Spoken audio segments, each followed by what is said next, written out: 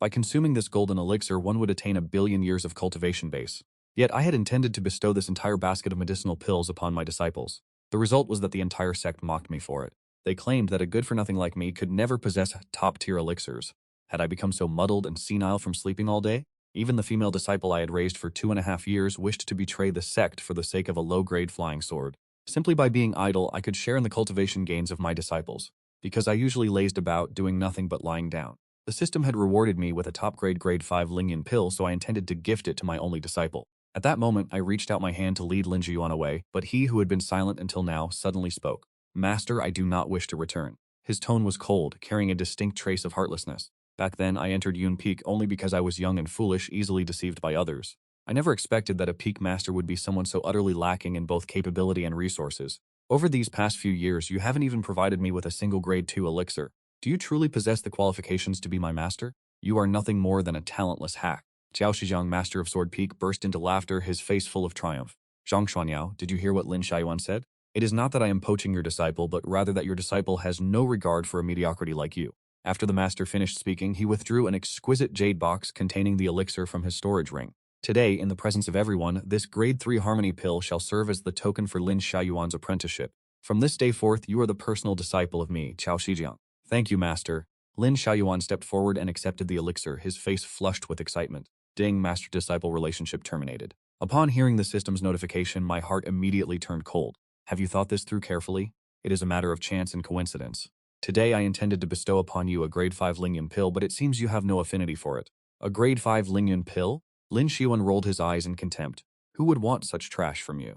Everyone knows that Yun Peak is so destitute, it is practically destitute to the point of absurdity. As if you could ever produce a grade 5 elixir. You surely just picked that up from the roadside, didn't you? The remaining mountain masters burst into laughter. They assumed that I had become so unhinged from anger that I resorted to fabricating a medicinal pill. Master Zhang, if you are truly eager to bestow a medicinal pill, there is a girl with mediocre talent begging to join the sect. She has been kneeling outside the mountain gate for 3 full days, and none of us could be bothered to acknowledge her.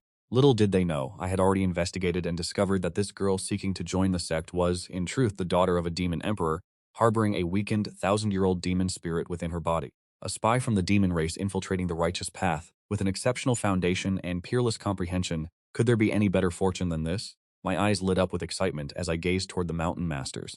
Very well, if none of you want her, then I shall go and accept her as my disciple. There, at the mountain gate, a young girl in a thin white robe knelt upon the ground, indifferent to the snowflakes settling upon her shoulders. Will this method truly be effective? The young girl wondered inwardly as a raspy voice resonated within her mind. This old servant would never deceive you, young mistress. The righteous sects value their reputation and adhere to their rules. As long as you continue to kneel here, someone will eventually come forward to take you in. The young girl felt a sense of melancholy. Young mistress, one must not allow minor setbacks to ruin the grand objective. As long as you carry a fragment of the old master's soul into the Taishang sect, the old master will be able to make a triumphant return. This mission must not suffer any errors. He sighed helplessly. At that very moment, I approached the girl. What a pitiful creature she appeared to be. Seeing your sincerity, this seat shall accept you as a disciple. The sudden turn of events left the young girl momentarily stunned. The demon spirit within her head hurriedly spoke up. This man's cultivation appears mundane, perhaps even slightly unstable. Do not waste words on him. We must seek an expert to be our master. The young girl projected her divine sense, sensing for a moment before feeling a twinge of disappointment. Taoist friend, are you perhaps mocking me? I have come with sincerity to join the Taishang sect. If I cannot enter, I shall remain kneeling forever. Watching the tears at the corners of her eyes, I sighed in admiration. Well played. Even while serving as a spy, your acting skills are truly commendable. What is your name? This humble one is Situ Yingyu from the 10,000 Great Mountains. Very well. I waved my hand to interrupt her. A background like that is clearly fabricated. I am the peak master of the Cloud Peak within the Taishang sect. Zhang Xuan-Yao, from this day forth, you are my disciple. Is this senior truly a peak master? Situ Yingyu lifted her head in disbelief. I promptly produced the identification token from my waist. The old demon inside my mind cried out in shock. It is genuine. What is happening here? The Taishang sect was the foremost grand sect of the ancient times, yet now they allow one who appears to have only the breadth of the core formation realm to serve as a peak master. Situ Yingyu was stunned. What is wrong with the core formation realm? Is it not even inferior to the strength she had been concealing? She had already reached the early stage of the nascent soul realm. Just as she intended to refuse, I suddenly raised my voice. Now that you have acknowledged me as your master, the initiation benefits shall certainly not be lacking. A strange medicinal fragrance suddenly emanated from my hand. The scent was rich, overflowing with spiritual energy. It was 100 times more potent than the grade 3 harmony pill provided by Zhu Shijiang earlier. A grade 5 Lingyun pill, the old demon in my sea of consciousness gasped in cold shock. Why would an insignificant core formation cultivator carry such a heaven-defying elixir on his person? This fellow appears ordinary in strength. Could this old servant's eyes be deceiving him? This is truly a hidden expert who refuses to reveal his true prowess. I looked at Situ Yingyu, who was filled with astonishment. This is your apprenticeship gift, but you must first address me as master and accompany me back to the sect so that our fellow disciples may witness it before I entrust it to you. Looking at the girl's naturally beautiful appearance, I could not help but reach out to pat her head. This disciple pays respects to master. Prompted by the urging of the old demon, Situ Yingyu knelt down without the slightest hesitation. Successfully accepted a disciple, unlocking the void existence, introducing a cultivation system designed specifically for the indolent, remaining a slacker for one day, completing a major objective allows one to claim the mission rewards. I brought Situ Yingyu forward directly. Situ Yingyu returned to the sword peak and walked before the crowd. These individuals are the peak masters of Taishang sect. Today, in the presence of everyone here, I, Zhang Xuan-Yao, take Situ Yingyu as my disciple. Chao Xizhiang let out a cold sneer. Taking on a disciple, are you trying to ruin another life? That Yun peak of yours doesn't even possess a single spirit-refining training chamber. Lin Shaiyuan looked at Situ Yingyu and added with a mocking tone, a mediocre talent taken in by a piece of trash like you. It is truly a fitting. She heard these cold remarks, her mind dazed, feeling that this apprenticeship ceremony was strangely amiss. I paid no heed to them. I intentionally raised my voice and called out, Disciple Situ Yingyu, step forward. Your master shall bestow your initiation gift. There is no need for such pretension. The other peak masters turned their heads away, not even bothering to look, finding the spectacle laughable. Lin Xiaoyuan laughed until she trembled. She completely refused to believe that someone like me could produce anything of value. Suddenly, a violent medicinal fragrance assaulted their nostrils. It was accompanied by rolling waves of spiritual energy. It was undeniably a medicinal pill of the 5th grade or higher. In my leisure years, I left behind quite a few fine treasures. I feigned a look of regret toward Lin Xiaoyuan, adding I only recently unearthed it, and I intended to gift it to you first. But alas, forget it, it is all a matter of fate. I opened my palm where the clouds swirled within the pill, signifying the highest possible quality. Everyone stared, eyes wide, at the 5th grade Lingyun pill, and even Chao Xijiang's smirk froze instantly. How can this be? Lin Xiaoyuan could not believe her eyes. How could you possibly possess something of such a caliber? Seeing the vivid expressions of the crowd, I suppressed a smile of triumph within my heart. Disciple, step forward and receive your gift. From this day forth, you are a disciple of my Yun Peak. Your master still possesses many more treasures. This cultivation manual is a high-grade 5th-tier inner cultivation technique. Take it as well. I pulled out the Heavenly Phoenix blood condensation art and handed it to Situ Yingyu, a high-grade 5th-tier technique. Before Situ Yingyu could even express her shock, the crowd was left stunned once again. Impossible. Chao Xizhiang was the first to let his expression darken. The Taishang sect currently only possesses a low-grade 5th-tier cultivation technique, and that in itself is the sect-stabilizing treasure of the Taishang sect. You should have some restraint when trying to deceive others. It is truly pathetic how much you are willing to fabricate just to save face. I suspect that pill is mostly fake. Does it really matter what the rest of you think? I never intended to concern myself with this. This jest has gone on long enough, and it is time for me to depart. Very well, everyone has witnessed this. I look forward to your guidance in the future. My disciple and I shall take our leave now. Wait. Chao Xizhiang spoke up abruptly. You keep claiming to possess countless treasures. If that is the case, do you dare to let the disciple you have been training for 5 years face Lin Xiaoyuan? Shall we have a duel? If your Yunfeng disciple loses, then disband your faction from this day forward. If I lose, Jianfeng will disband as well. Just as everyone expected me to decline the wager, I calmly replied, whether or not Jianfeng disbands is of no consequence to me. If you lose, however, you shall kneel before everyone here kowtow 10 times and address me as Uncle Master 10 times. Chao Xijiang's expression turned ash gray, yet he accepted the wager and returned to Yunfeng. Looking at Situ Yingyu's profile on the system panel, she is truly a heaven-favored daughter. With this disciple, the day of my rise to power is not far off. In the blink of an eye, a month has passed. As Situ Yingyu held the Heavenly Phoenix snow condensing art, the millennium-old demon was deeply shaken. It was truly a high-grade Tier 5 cultivation manual equal in rank to the 9 transformations of the Demon Emperor. For such a seemingly unremarkable young cultivator to possess such a technique, it is incredible. Who exactly is he? Throughout this month, I have spent my days idly lounging, yet the system rewards have flowed in endlessly, even granting me a Tier 4 Power God pill. Situ Yingyu's cultivation has already reached the 5th level of the nascent soul realm. My primary occupation each day has been finding ways to bestow more treasures upon her. Not far away, the millennium-old demon spoke again. A full month has passed. This world is vast, and there is no shortage of strange occurrences. This month, your master has not practiced cultivation even during the day, and he sleeps soundly through the entire night, yet his true strength remains unfathomable. Have humans truly become this terrifying? Perhaps you should look for an opportunity and deal with him once and for all. Situ Yingyu made a throat-slitting gesture, which startled the old demon. Young mistress, this man is absolutely a top-tier expert concealing his true power, and therefore he is able to manipulate his aura at will. He is not someone you can contend with. Even I in my prime could not necessarily achieve such a feat. Is he truly that formidable? Situ Yingyu furrowed her brows tightly. How is the progress? My voice suddenly echoed in the silence. Situ Yingyu hurriedly performed a bow. Greetings, Master. I have gained a preliminary grasp of the Heavenly Phoenix Frozen Snow technique. This cultivation manual is profoundly deep. It requires time to gradually comprehend. Do not be anxious. Follow me. I have something to discuss with you. As I turned my back, Situ Yingyu anxiously asked, Old Demon, did I reveal any flaws? If he is truly a master of that caliber, then you and I are no more than invisible ants before him.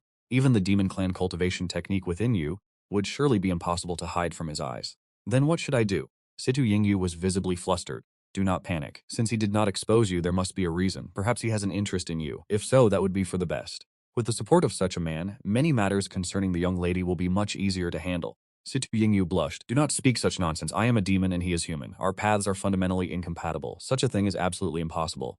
Inside the Yun Pavilion, I handed her the cage in my hand. Master, this is... Situ Yingyu looked at the 100,000-year snow rabbit, its spirit energy overwhelming. She was stunned. This is a 100,000-year snow rabbit? It possesses abundant spiritual energy. I noticed your cultivation was trapped at a bottleneck, so I specifically captured it to help you break through.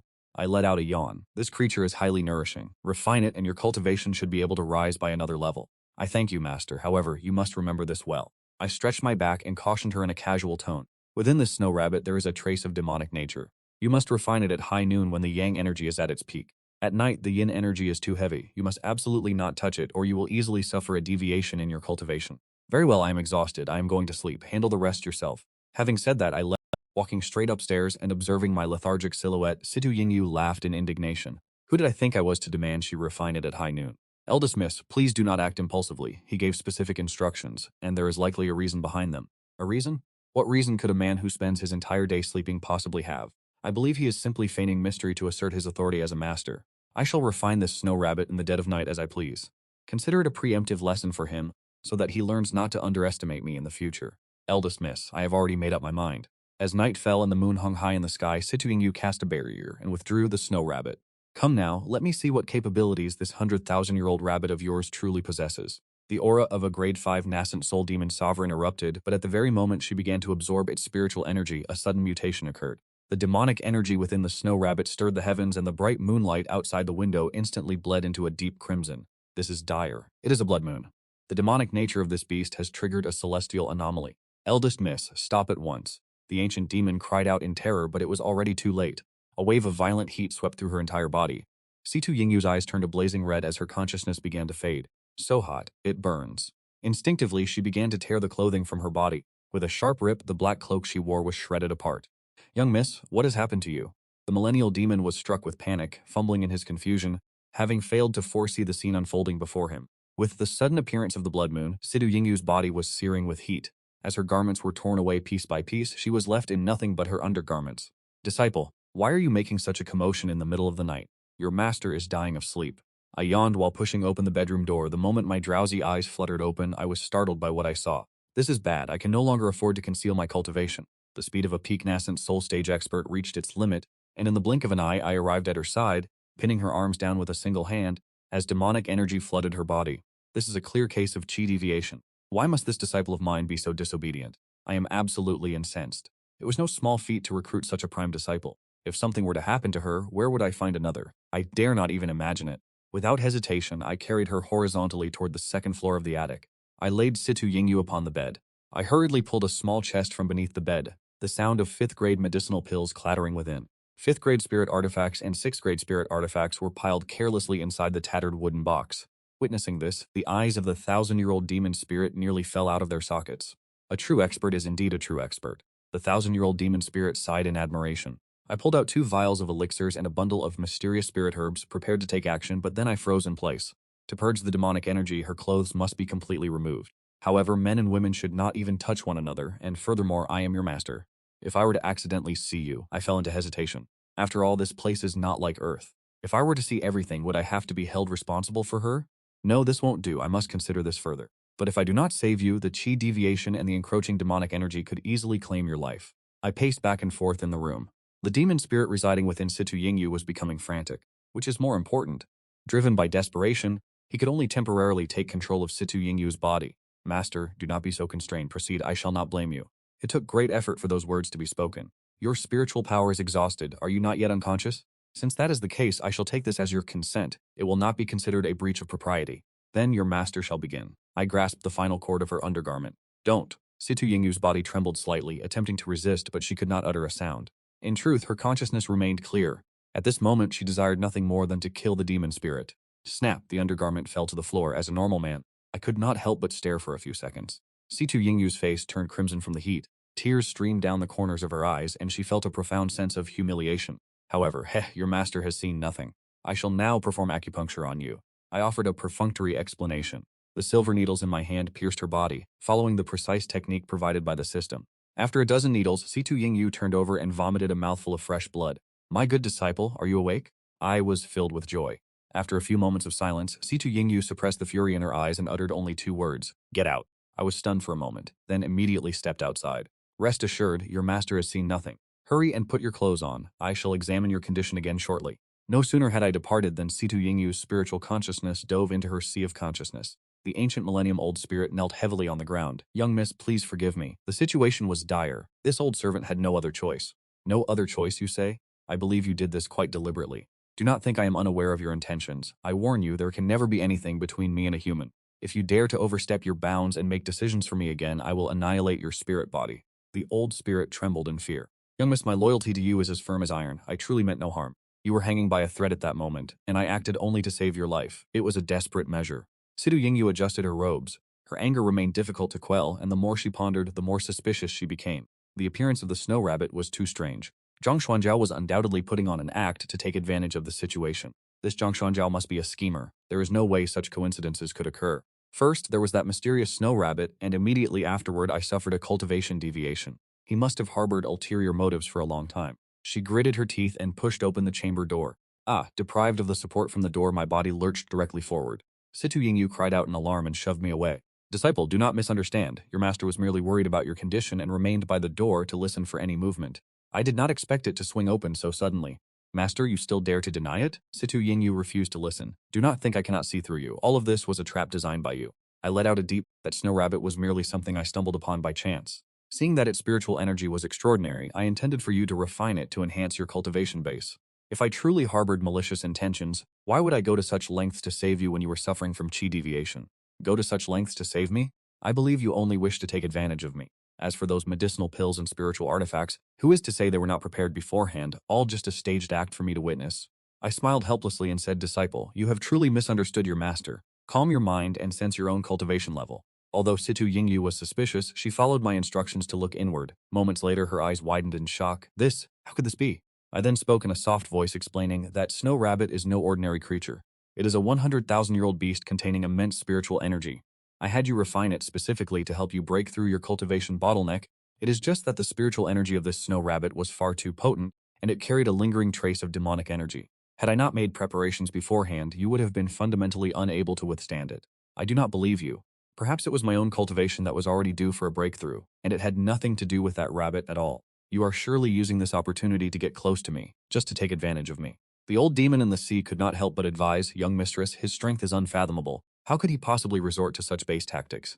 Everything he has done was to assist in your advancement. Furthermore, he told you from the very beginning that you were to refine it at noon and were not to touch it at night. Situ Yingyu glared at the old demon with burning intensity. Shut your mouth. Just who are you exactly? Seeing that my explanation was not working, I found it tedious to say anything more.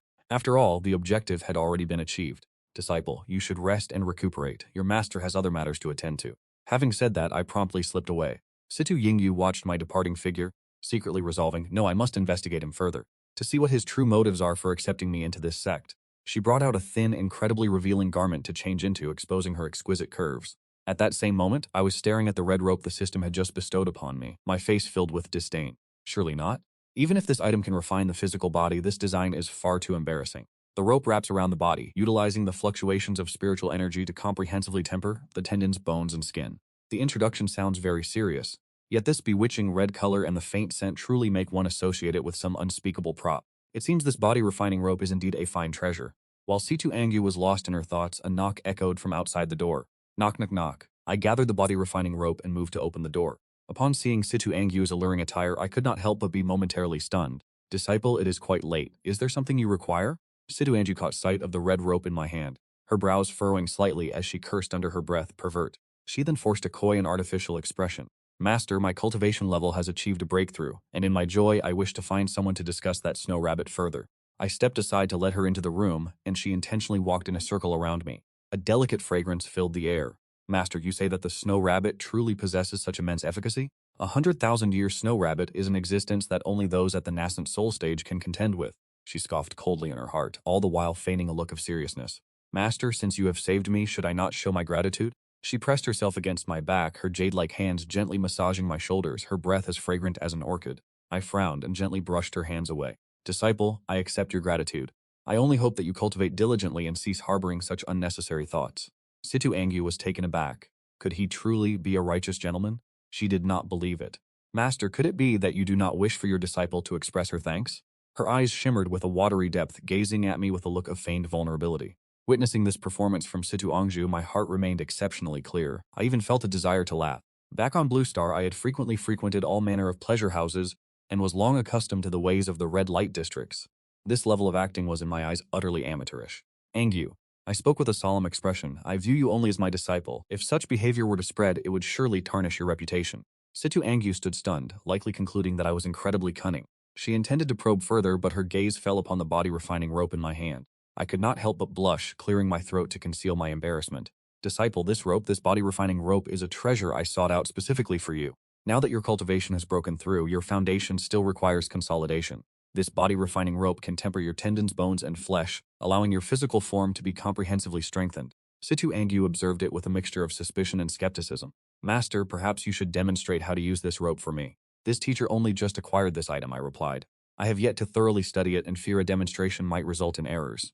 Wait until tomorrow, when I have spent the night researching it.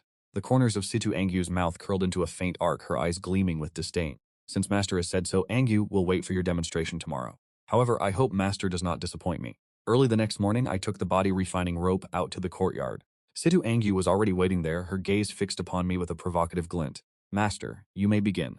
She let her arms hang at her sides, submitting to being bound, clearly not believing that this rope could actually refine the body. My right hand flickered, a flash of red light erupted, and the body-refining rope coiled tightly around her like a streak of lightning. Situ Angyu was on the verge of anger, but the 1,000-year-old spirit residing within her suddenly cried out in shock. It truly was effective. Gentle spiritual energy began to expand her meridians. I am tempering your bones, my disciple. How could I, your master, possibly deceive you? This body-refining rope is indeed a treasure. I channeled a surge of spiritual energy into it. The rope shone brilliantly and suddenly tightened. Master, please release your disciple. Angyu can no longer endure this. As these pleas drifted outside the door, the head disciple of Sword Peak, Chaudi, arrived with several lackeys, sneaking onto the grounds. Hearing the commotion from within, Chaudi rejoiced and led his men charging into the courtyard. Xuan-Yao, you are truly audacious. How dare you mistreat your own disciple in such a manner?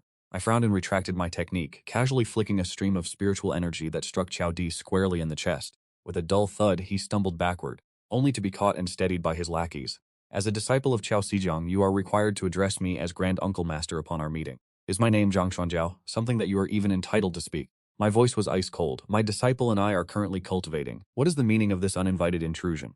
Chaudi clutched his chest and sneered. Cultivating? Is this what you call cultivation? Situ Angyu was practically begging for mercy. We are heading to the Elder Hall immediately. A moment later, the law enforcement elder arrived, flanked by a boisterous crowd of disciples. Chaudi, acting with intolerable arrogance and completely disregarding the hierarchy, was struck soundly on the head by the elder's staff right then and there. Situ Yingyu frowned as she looked at Chaudi. What nonsense are you spewing? My master is helping me cultivate. With which of your eyes did you see him committing an evil act? Chaudi stood there, stunned. Miss Yingyu, we all heard your cries for help just now. Was he not mistreating you? Situ Yingyu blushed slightly. What would you know of this? This physical tempering tether causes some pain during the body refining process. It is perfectly normal. What you heard was merely a natural reaction, not a plea for help of any kind. The law enforcement elder's face darkened and he reprimanded Chaudi sternly. Chaudi, is this the situation you reported? You acted recklessly, and you dared to disturb someone else's cultivation. Do you have any idea what punishment you deserve? Elder, we heard the commotion and thought Miss Yingyu was in danger, which is why we came. It was all just a misunderstanding. A misunderstanding? Your recklessness has wasted everyone's time and nearly led to the false accusation of an innocent person. After Chaudi slunk away in disgrace, the law enforcement elder offered a few words of caution before dispersing the crowd. Yunfeng Peak regained its tranquility. Situ Yingyu, feeling the changes within her body, felt an increasing sense of gratitude toward me. Master, this physical tempering technique is truly miraculous. Although it was painful, I feel my body is significantly stronger than before. After everyone had left, I began to worry about the security of Yunfeng Peak. It would not do to have people barging in as they pleased.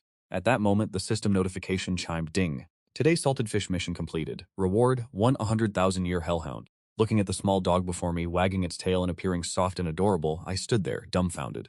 System, come out and face me. You call this little puppy a 100,000-year hellhound? As if responding to my skepticism, with every step the puppy took, its aura surged significantly. Within seconds, it expanded into a ferocious dark beast wreathed in the flames of hell, its massive form looming with terrifying menace. It let out a low growl at me, but I did not hesitate to smack it on the head with my palm. It revealed an aggrieved expression and transformed back into a small puppy, rubbing its head affectionately against my leg. Just as I was about to pick it up, it suddenly reverted to its combat form. Sensing an intruder, it dashed toward the back mountain. I pursued it to the entrance of the valley and discovered that Qiao Di had returned with men, sneaking back in, while the hellhound stood guard with vigilance. And behind it, Situ Yingyu was running over in haste. Master, what has happened? In the blink of an eye, the vicious hellhound reverted into an adorable little puppy. It is nothing, it was merely wandering about. Oh, where did this little dog come from? It is absolutely adorable. Situ Yingyu was captivated by it and sat down to stroke its fur. This little creature is a master of double standards. In her arms, it behaves with an unimaginable gentleness, for it was only because I saw this little one that I pursued it to investigate. I said indifferently, since you like it so much, you may keep it. I cast a glance toward the valley. Qiao Di and his companions had long since fled in terror. Is that true, master? That is wonderful. I will certainly take the best care of it. Su Yingyu embraced the little dog, smiling as brightly as a girl from next door. With this hellhound to protect her, I can finally rest at ease and return to my life of idle indifference. After retreating from the back mountain of Yunfeng, Qiao Di angrily demanded an explanation from the disciple beside him. Fang Huo, did you not claim that they would certainly not come to the back mountain of Yunfeng? What is the meaning of this? Senior brother, I did not expect this either. I truly believed they would not appear. Fang Huo lowered his head, appearing deeply unsettled. You did not expect, there is no room for such excuses. Qiao Di let out a cold laugh, sneering, what did you not expect? You did not expect that your judgment would be so catastrophically flawed. Cold sweat beaded on Fang Huo's forehead as he frantically searched for a way to salvage the situation. Senior brother, I have one more plan that will surely ensure Zhang Xuan-Yao suffers a fate worse than death. Qiao Di's eyes lit up. Tell me of it. A few days ago, while descending the mountain, I discovered a place emanating demonic energy. We could locate this source and infiltrate it into Yun Pavilion. Once that is done, Qiao Di's lips curled into a cold predatory smile. That is indeed a cunning strategy.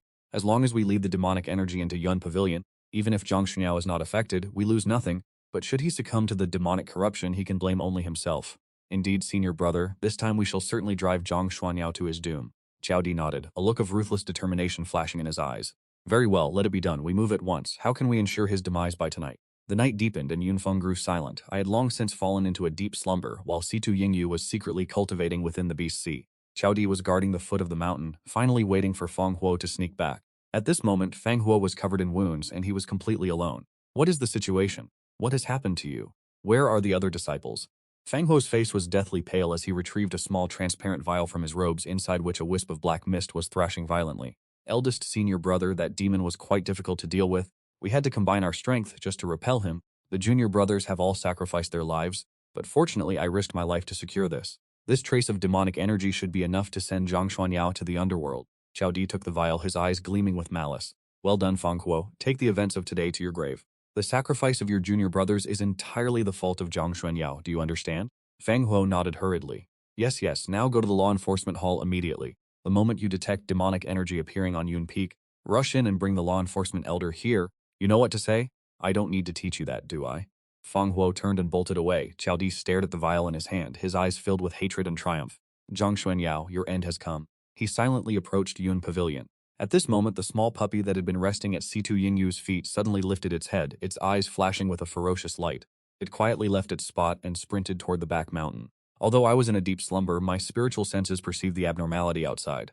I suddenly opened my eyes, discovering Qiao Di's figure, sensing the aura of hell rising to meet me. I could not help but let a smile curl the corners of my mouth. On the mountain path, Qiao Di encountered the puppy and let out a disdainful sneer. A mere beast dares to block my path? He raised his foot to... However, the small milk dog did not retreat. Instead, it instantly transformed into its hellhound form, opening a maw as cavernous as a pit of blood. Qiao Di was so terrified that his soul nearly left his body and he hastily recoiled. During his frantic struggle, the vessel containing the demonic energy inadvertently fell, the lid came loose, and black bones surged out, rapidly spreading in every direction. You damned beast, Qiao Di cursed in a fury, only to realize that the demonic energy was completely beyond his control. Sensing the fluctuations from within Yun Pavilion, I immediately sat up. Something was wrong. A catastrophe was unfolding. I rushed out of my chambers. By this time, Qiao Di was already besieged by the demonic energy which clung to him like a shadow. His survival instinct drove him to turn and flee, but the demonic energy invaded his body with maddening intensity. In an instant, his eyes turned bloodshot, his entire body was shrouded in black vapor, and he was completely consumed by demonic corruption. After succumbing to the demonic state, Xiao Di let out a roar and charged toward the hellhound, his hands morphing to pitch-black claws. The vicious hound restored its true form, exhaling a scorching, burning flame. Man and beast collided with violent force, causing the surrounding air to tremble. By the time I reached the back mountain, Xiao Di had descended into total madness, roaring as he lunged toward me, while the hellhound charged forward, locked in a frenzied struggle with him. Witnessing this scene, my expression turned solemn. My fingertips quickly formed seals, and I produced a jade pendant intricately carved with runes, striking Xiao Di squarely in the chest. Bang! Xiao Di was sent flying backward. The hellhound seized the opportunity, launching itself like a cannonball to pin him to the ground, its claws clamping down firmly on his shoulders. "You beast, let me go." The demonic Xiao Di roared, yet he remained entirely unable to break free. The hellhound opened its maw, unleashing a gale of green light accompanied by a howling wind. The black energy filling the sky was forcibly absorbed by the beast. As the demonic energy was drained, Xiao Di's aura gradually weakened, and the madness in his eyes began to dissipate. At that very moment, a piercing sound of wind echoed through the air. A group of people landed before me, led by an elderly man with a gaunt face and a vast, overwhelming presence. He wore ink-colored robes, his eyes as deep as an abyss, exuding a composed aura that commanded respect without the need for anger. This man was the elder of the law enforcement hall of Taisheng sect. Elder Mo Yuan surveyed the weakened Xiao Di on the ground and me standing calmly to the side with an icy gaze. What, in the end, has transpired here? Before I could speak, Xiao Di, having regained a shred of clarity, dared to distort the truth. Crying out under the guidance of Feng Huo, "Elder, Zhang Xuan is practicing demonic arts. If you had arrived any later, your disciple would have already perished by his hand." Feng Huo lowered his head, a flash of contempt crossing his eyes. The disciples of the enforcement hall, upon hearing this, immediately assumed a combat stance. I remained composed, offering a slight "Elder, Yunfeng's is open for you to search as you please." The demonic aura was brought here by Xiao Di, who took advantage of the darkness, sneaking into Yunfeng to plant it. It was not the work of this disciple. I calmly recounted the entire sequence of events, carefully omitting the existence of the hellhound. Elder Mo Yuan's expression grew increasingly grim. He immediately ordered Li Cheng to lead a team of disciples to search every corner of Yunfeng. Li Cheng take a team of disciples to thoroughly investigate Xiao Di and this Feng Huo as well. As the investigation unfolded, Xiao Di's aura visibly weakened. He appeared visibly shaken. An hour later, having synthesized the results of the investigation, Elder Mo Yuan's gaze locked onto Xiao Di like a sharpened blade. "Xiao Di, your crimes are truly unforgivable. Daring to plot the harm of your fellow disciples using demonic aura, you have nearly caused a catastrophe. Escort Xiao Di to the enforcement hall and hold him under strict guard. Wait until he has recovered somewhat before beginning the interrogation and sentencing." As for Feng Huo, he fell to his knees, weeping. "Elder, I was forced by Xiao Di. He said if I did not help him, he would kill me. I was truly coerced. I had no other choice." The enforcement elder snorted coldly. "Do you think such an excuse can absolve you of your crimes? Once the investigation is clear, you will be sentenced accordingly. You will also accompany me back to the enforcement hall for now." Yunfeng returned to its former tranquility. I led the hellhound, which had emerged from who knows where, back to Yun Pavilion. The news spread rapidly. Jianfeng Master Chao Xijiang hurried to the enforcement hall, bringing Xiao Di to his senses with a slap. "You rebellious wretch, what kind of foolishness have you committed?" Xiao Di dared not conceal the truth and confessed everything. Knowing the gravity of the situation, Chao Xijiang had no choice but to plead with Elder Mo Yuan. This rebellious disciple is simple-minded. His actions this time were primarily incited by the instigation of Feng Huo. I am willing to bear all responsibility. I only hope to grant this rebellious disciple a chance to start anew. The severity of this crime is too great for me to decide upon alone. However, if he is truly repentant, the sect will not drive him into a corner after he has served his punishment. Xiao Dikui collapsed to the ground. "Master, I was wrong. My eyes were clouded by jealousy and hatred, leading me to commit such wrongful acts." At this moment, I was sitting in the meditation chamber of the Cloud Pavilion, reflecting on how easily the demonic energy had been smuggled into the mountain gate through Xiao Di. Perhaps he is merely a pawn. There must be a more powerful force manipulating things from the shadows. Lost in these endless thoughts, I drifted off to sleep without even realizing it. Early the next morning, I was awakened by a disciple under the Peak Master. "Grand Marshal Uncle, the sect master has sent me to inform you to come to the secret chamber of the deliberation hall." In the hall, the sect master sat at the head, his expression grim. "Zhang Xuan-Yao, you have arrived? I have summoned everyone here today because the situation regarding yesterday's demonic energy has become increasingly troublesome.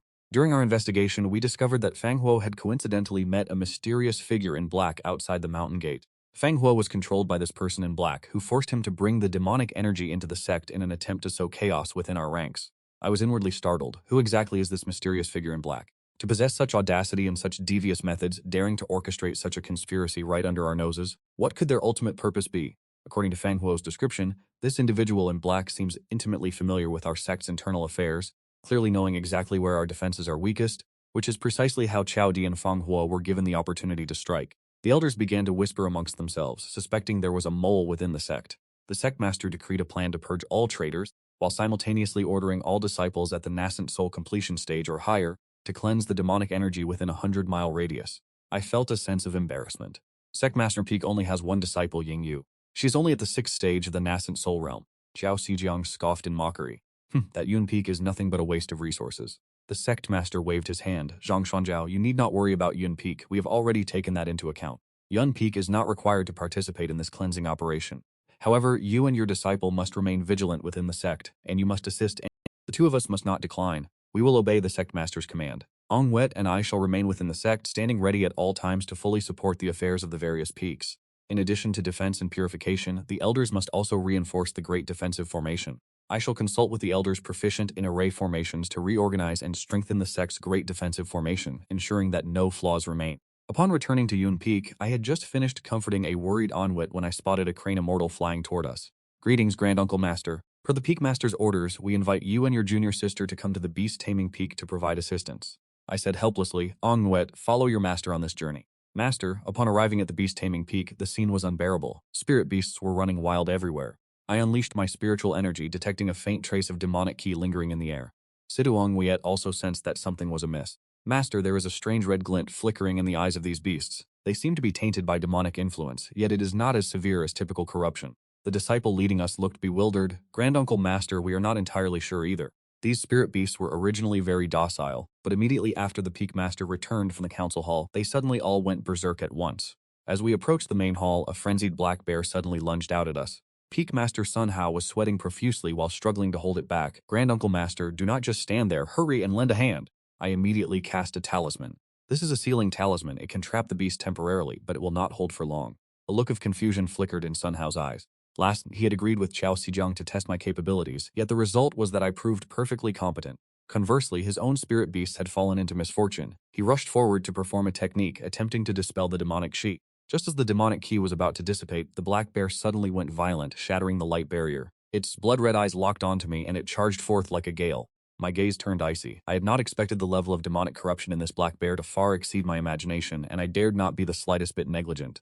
My figure vanished instantly from where I stood, dodging the black bear's swipe, and as my technique surged forth, a beam of deep blue light shot toward the black bear, restricting its movements once again. Yet the black bear merely stumbled for a moment before continuing its charge toward me, moving with such speed that it brought forth a foul, bloody wind. Seeing this, Sun Hao's eyes widened in shock. He had not expected the situation to spiral so far out of control and was momentarily frozen in place.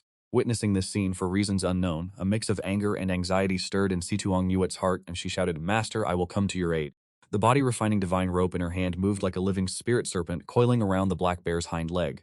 The body-refining divine rope tightened around the bear's leg, and she pulled with all her might, but it only caused the black bear to stagger slightly. In the black bear's eyes, there was only me, standing upright. It raised its head and roared, the demonic sheath's body growing even more dense. At this very moment, the small dog that always followed closely behind Situong Yuet hid behind her and me, silently opening its maw wide. A tremendous suction force emerged once more, and the demonic ki on the black bear flowed ceaselessly into the small dog's mouth. As the hellhound consumed the demonic energy, the black bear's movements gradually slowed, and the frenzied glint in its eyes began to fade. Seizing the moment, I formed hand seals, chanting an incantation under my breath to unleash a purification spell. A soft, gentle white light emanated from my palms, enveloping the black bear. Under the influence of the spell, the lingering demonic aura on the black bear was stripped away bit by bit, and the clarity returned to its gaze. Moments later, the massive frame of the black bear collapsed to the ground, panting weakly. In the height of the tension, no one had noticed the presence of the small dog. Yet Sun Hao, who stood frozen in place, had witnessed everything. A strange light flickered in his eyes as he stared at the creature. I stepped forward, gently stroking the black bear's forehead while channeling a stream of mild spiritual energy into its body. Be at ease, little one. You are safe now. The surrounding disciples let out a collective sigh of relief at the sight. Sun Hao stepped forward as well, his expression complex, filled with gratitude toward me, tinged with regret for his earlier contempt, and, most notably, veiled with a deep covetousness for the hellhound. Uncle Master, I thank you for your intervention today. Because of you, my beast-taming peak has avoided a much greater disaster. I shook my head slightly. Nephew, stand on ceremony no longer. Although this black bear is temporarily suppressed, we must uncover the source of this demonic aura immediately. Sun Hao nodded in agreement, though his eyes could not help but dart repeatedly toward the small dog. Uncle Master, this little dog. Recognizing Sun Hao's intentions, I quickly cut him off to change the subject. Nephew, I see that the beast turmoil on your peak remains severe. You must handle it quickly to prevent any further catastrophe. Without waiting for Sun Hao to press the matter further, I moved on. Xianfeng lunged into the rampaging beast herd. Situ Yingyu and the small dog hurried to follow in my footsteps. Although there were many rampaging beasts on the beast's taming peak, they were concentrated solely along the narrow path leading to the main hall. The more beasts I suppressed, the more I felt that something was amiss. Demonic energy by its nature dissipates quickly, yet until this morning there had been no reports of such corruption. For a sudden widespread beast rampage to occur now is highly irregular. My brow furrowed deeply, my heart heavy with suspicion. I knew with certainty that the emergence of this demonic aura was no mere accident. Lurking behind this incident was surely a far deeper conspiracy. To prevent the Hellhound from drawing further attention, I secretly commanded it to stop absorbing the demonic energy. 3 hours passed before every rogue spirit beast on the beast taming peak was finally suppressed. The disciples of the beast taming peak were nearly exhausted, and even Sun Hao vaguely felt his spiritual power nearing its depletion. I, however, appeared as though nothing had transpired. My expression remained calm and my breathing steady. Junior nephew, your troubles here are resolved. On Wet and I shall depart now. After a few courteous words, I led Wit back toward Yun Peak. Sidu Ongwit sensed that Sun Hao was eyeing the little dog, so she clutched Cuckoo tightly in her arms. My foot had barely stepped into the Yun pavilion and I had not yet sat down when a knock sounded at the door. Granduncle Master, the sect master requests your presence at the assembly hall. As the door opened, a disciple of the sect master stood with hands cupped, gazing at me with reverence. A headache immediately took hold. I could not help but lament inwardly, why must this happen again? I have only just returned. Can you not let me rest in peace as a man of leisure? But since the sect master has summoned me to the assembly hall, a matter of great importance must have surely occurred. I dared not delay any further. Carrying a heart full of reluctance, I hurried to the assembly hall alongside the sect master's disciple. Along the way, a vague, ominous premonition stirred within me. Upon entering the hall, I found the atmosphere heavy and stifling. Every peak master sat in their place with a grave expression. The moment I took my seat, the sect master spoke. The young kingdom has recently been ravaged by a vicious flood dragon, leaving the common folk in immense suffering, and they have specifically come to our sect to seek aid. As our sect is the preeminent power of Haishao, we have a duty that cannot be shirked. My heart sank as my foreboding grew more intense. At that moment, Qiao Xijiang could wait no longer and stood up abruptly. Sect Master, I believe that regarding this matter of the flood dragon in the Ung Kingdom, Senior Uncle Zhang is the most suitable person to handle it. At present, the various peaks are occupied with screening for spies and bolstering our defenses. The other peak masters truly cannot afford to be away. It is most reasonable for Senior Uncle Zhang to go. Qiao Xijiang spoke with honeyed words, yet his eyes flickered toward me from time to time, revealing a glint of smness and calculation. Upon hearing Qiao Xijiang's words, the sect master furrowed his brow slightly. Xuan-Yue's cultivation has only just reached the nascent soul stage. To confront a flood dragon would likely be far too perilous. Qiao Xijiang remained relentless, speaking once more, determined to force my departure at all costs. There is something the sect master does not yet know. Senior Uncle Zhang's true strength is far from weak. Earlier today, while suppressing the beast riot at the beast taming peak, even Sun Hao could not compare to him. Isn't that right, Senior Uncle Zhang? With that, Qiao Xijiang turned his gaze toward me. Surely, Senior Uncle Zhang would not refuse to share the burdens of the sect, and the sect master furrowed his brows, his tone carrying a note of sternness. Qiao Xijiang, say no more. This matter requires careful deliberation. It cannot be decided in haste. Xuan-Yao, what are your thoughts on this? I bowed respectfully to the sect master and replied, Sect master, to alleviate the sect's burdens and rescue the people of the Yang Kingdom, this disciple shall not shirk his duty. I then cast a glance at Qiao Xijiang's self-satisfied expression, and continued, however, if I am to go, I must bring my disciple Situ Yingyu along with me. This will also serve as an opportunity for her to temper herself through real combat. Upon hearing this, Qiao Xijiang felt a sinking sensation in his heart. He had intended to have me sent away so that he could lure Situ Yingyu into his own faction. Impossible. Situ Yingyu possesses exceptional talent. Staying in the sect to cultivate is the proper path. How can you allow her to risk her life? I cast a cold, piercing look at Qiao Xijiang. Qiao Xijiang, I am more than capable of ensuring her safety. This matter does not require your interference. At this moment, the other peak masters began to voice their opinions one after another. Some argued that I truly possessed the capability to undertake this mission, while others worried that the sect's internal defenses would be left dangerously thin.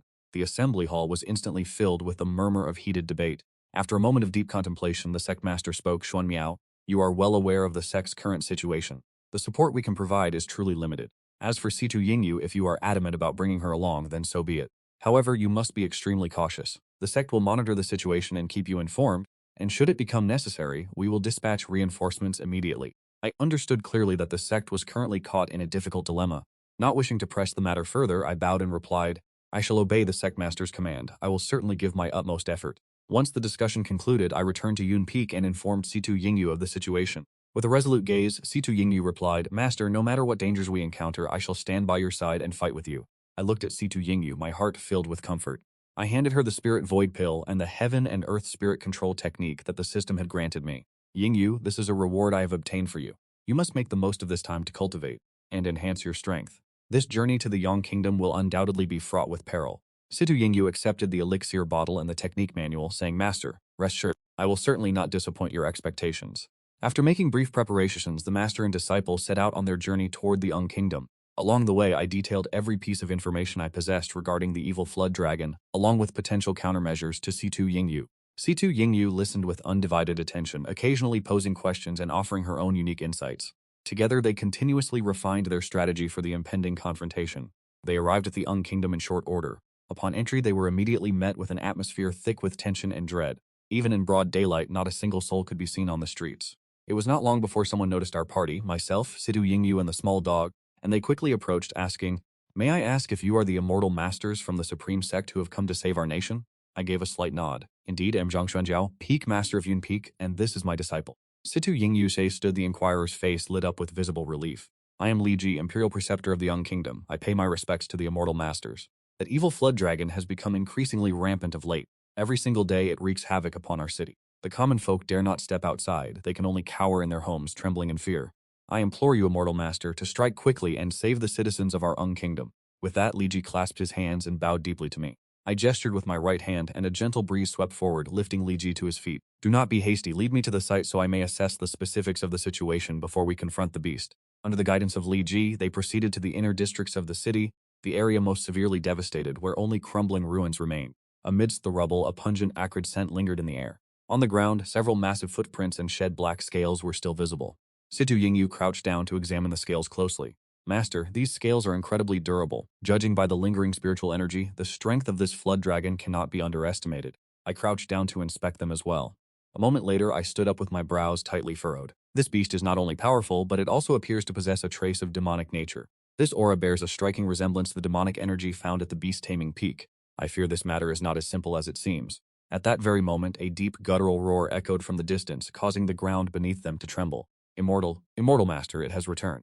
Witnessing this, Li Ji dared not venture any further and hid trembling behind my back. I immediately surged my spiritual energy to survey the area, fixing my gaze in the direction of the roar, where I saw, high in the distant sky, a dark ominous cloud rapidly surging toward them. Within the gloom, the colossal shadow of the beast could be seen thrashing violently. Be careful, I shouted, simultaneously manifesting a defensive formation to envelop Li Ji within its protection. In the blink of an eye, the wicked flood dragon appeared before Situ Yingyu and me. One could see the massive stature of this creature, its entire body cloaked in an obsidian sheen, reflecting a chilling light under the sun. Its blood-red eyes burned like two raging inferno, radiating a malevolent and savage aura. Sensing the presence of Situ Yingyu and myself, the wicked flood dragon immediately threw open its crimson maw, spewing a torrent of black flame that swept directly toward us. Wherever the fire passed, the air warped and twisted in agony, and the stones upon the ground were instantly reduced to ash. I pulled Situ Yingyu aside to dodge the blast, my hands forming seals as I chanted the incantation. An icy blue barrier of spirit energy manifested before us, bracing against the residual heat of the flames, while I instructed Yingyu to seize the opportunity to strike at its eyes and abdomen, as those were likely its only vulnerabilities. Situ Yingyu nodded in acknowledgement, brandishing the god-refining spear as she lunged toward the beast's eyes. The wicked flood dragon sensed the threat of the god-refining spear and flicked its head, narrowly evading the strike. Immediately following this, its massive tail swept horizontally toward Situ Yingyu. Situ Yingyu pivoted to avoid the impact, yet the sheer force of the wind trailing the tail sent her flying backward. Yingyu, I cried out in alarm, instantly rushing to her side to catch her. Are you unharmed? Situ Yingyu wiped the trace of blood from the corner of her mouth. Master, I am fine. The speed of this flood dragon is truly overwhelming. I set Situ Yingyu down, my gaze fixed upon the dragon with a cold, piercing intensity. Originally, I had withheld my own strength, intending for Situ Yingyu to use this encounter as a crucible for her training. However, seeing her injured, my fury ignited. I have but this one disciple. If she be crippled, how could I ever nurture her growth? My form flickered, closing the distance like a specter, my hands dancing through mystical seals as several razor-sharp energy arrows whistled toward the beast. The flood dragon showed no fear, its colossal body coiling, its black scales bristling as it deflected every single bolt of spirit energy. The impacts rang out with a Witnessing this, I lightly pushed off the ground, leaving a trail of afterimages suspended in the air. I circled toward the flank of the evil flood dragon, unleashing two palms, my hands surging with powerful fluctuations of spiritual energy, like violent waves crashing against the dragon's side. The evil flood dragon sensed the threat from its flank, and its colossal claw swept across, accompanied by a pitch-black gale that collided head-on with my strike. In an instant, shock waves of energy erupted in all directions. The surrounding space rippled like the surface of a disturbed pond. I clashed head-on with the evil flood dragon, utilizing the recoil force to glide backward. At this moment, I was consumed by a burning fury, my eyes wide, glaring intensely at the beast before me, as the rage within my heart blazed with unprecedented intensity, as if it sought to incinerate everything in this world. Today, you wretched beast shall pay for your sins. I let out a roar, the sound resonating like thunder that pierced the heavens. My hands danced, performing cultivation seals with such speed it dazzled the eyes, and the spiritual energy around me surged like a torrential tide, throwing the once calm air into violent disarray, manifesting into a swirling vortex of spiritual power, emitting the shrill ghostly cries of the heavenly illusion. At my thunderous command, I channeled the heavenly phoenix snow-condensing art. My figure instantly multiplied into countless silhouettes blanketing the sky. These avatars moved in perfect unison, simultaneously casting a myriad of techniques. In an instant, weapons, lightning orbs, wind blades, and various manifestations of spiritual energy swept toward the evil flood dragon like a shroud covering the heavens and earth. Facing such an overwhelming onslaught, the evil flood dragon dared not show the slightest negligence, its massive body twisting with incredible agility as it exhaled torrents of pitch-black flames, desperately struggling to deflect the incoming barrage. Fire and spiritual energy collided, unleashing thunderous detonations, blinding brilliance, and powerful shockwaves that rippled outward. Wherever the energy passed, structures were reduced to ruin, and the very earth was pulverized into deep, gaping craters. Yet my assault did not cease, my true form remained concealed within the countless illusions. Taking advantage of the dragon's distraction, I suddenly appeared directly above its head. I drove both palms downward, my hands shimmering with a brilliant golden radiance. With a momentum capable of overturning mountains and draining seas, I slammed my palms down. This strike contained the entirety of my rage and strength. The wind howled as if it would tear the very fabric of space asunder. The evil flood dragon sensed the danger from above and attempted to evade, but it was already too late. My palm struck its back with a heavy, thunderous impact. The massive body of the evil flood dragon was driven downward by this blow. The scales on its back shattered and black blood erupted like a geyser. The evil flood dragon shrieked in agony, its massive frame colliding with the earth. It carved out a deep crater, sending a pillar of dust billowing into the sky, yet it refused to surrender. Gritting its teeth against the pain, it whipped its gargantuan tail up from the ground, the force of it tearing through the air toward me. My figure flickered, and I evaded the strike with ease. A deep azure light shot forth from my hand, darting toward the head of the flood dragon like a spirit serpent. The radiance instantly coiled tightly around its head. The flood dragon felt as if its soul were being shackled by a formidable force. An agonizing pain surged through it, and its movement slowed significantly. Angwet, now is the time. I seized the opportunity, shouting urgently to the stunned Situ Angwet. Situ Angwet was still lost in the shock brought on by my display of power. Hearing my voice, she reacted immediately, wielding the soul-binding rope with practiced grace, pouring every ounce of her spiritual energy into it. The soul-binding rope radiated a brilliant light, hardening into steel and becoming incomparably sharp. Situ Angwet seized the perfect opening, and lashed the soul-binding rope with all her might toward the eye of the flood dragon.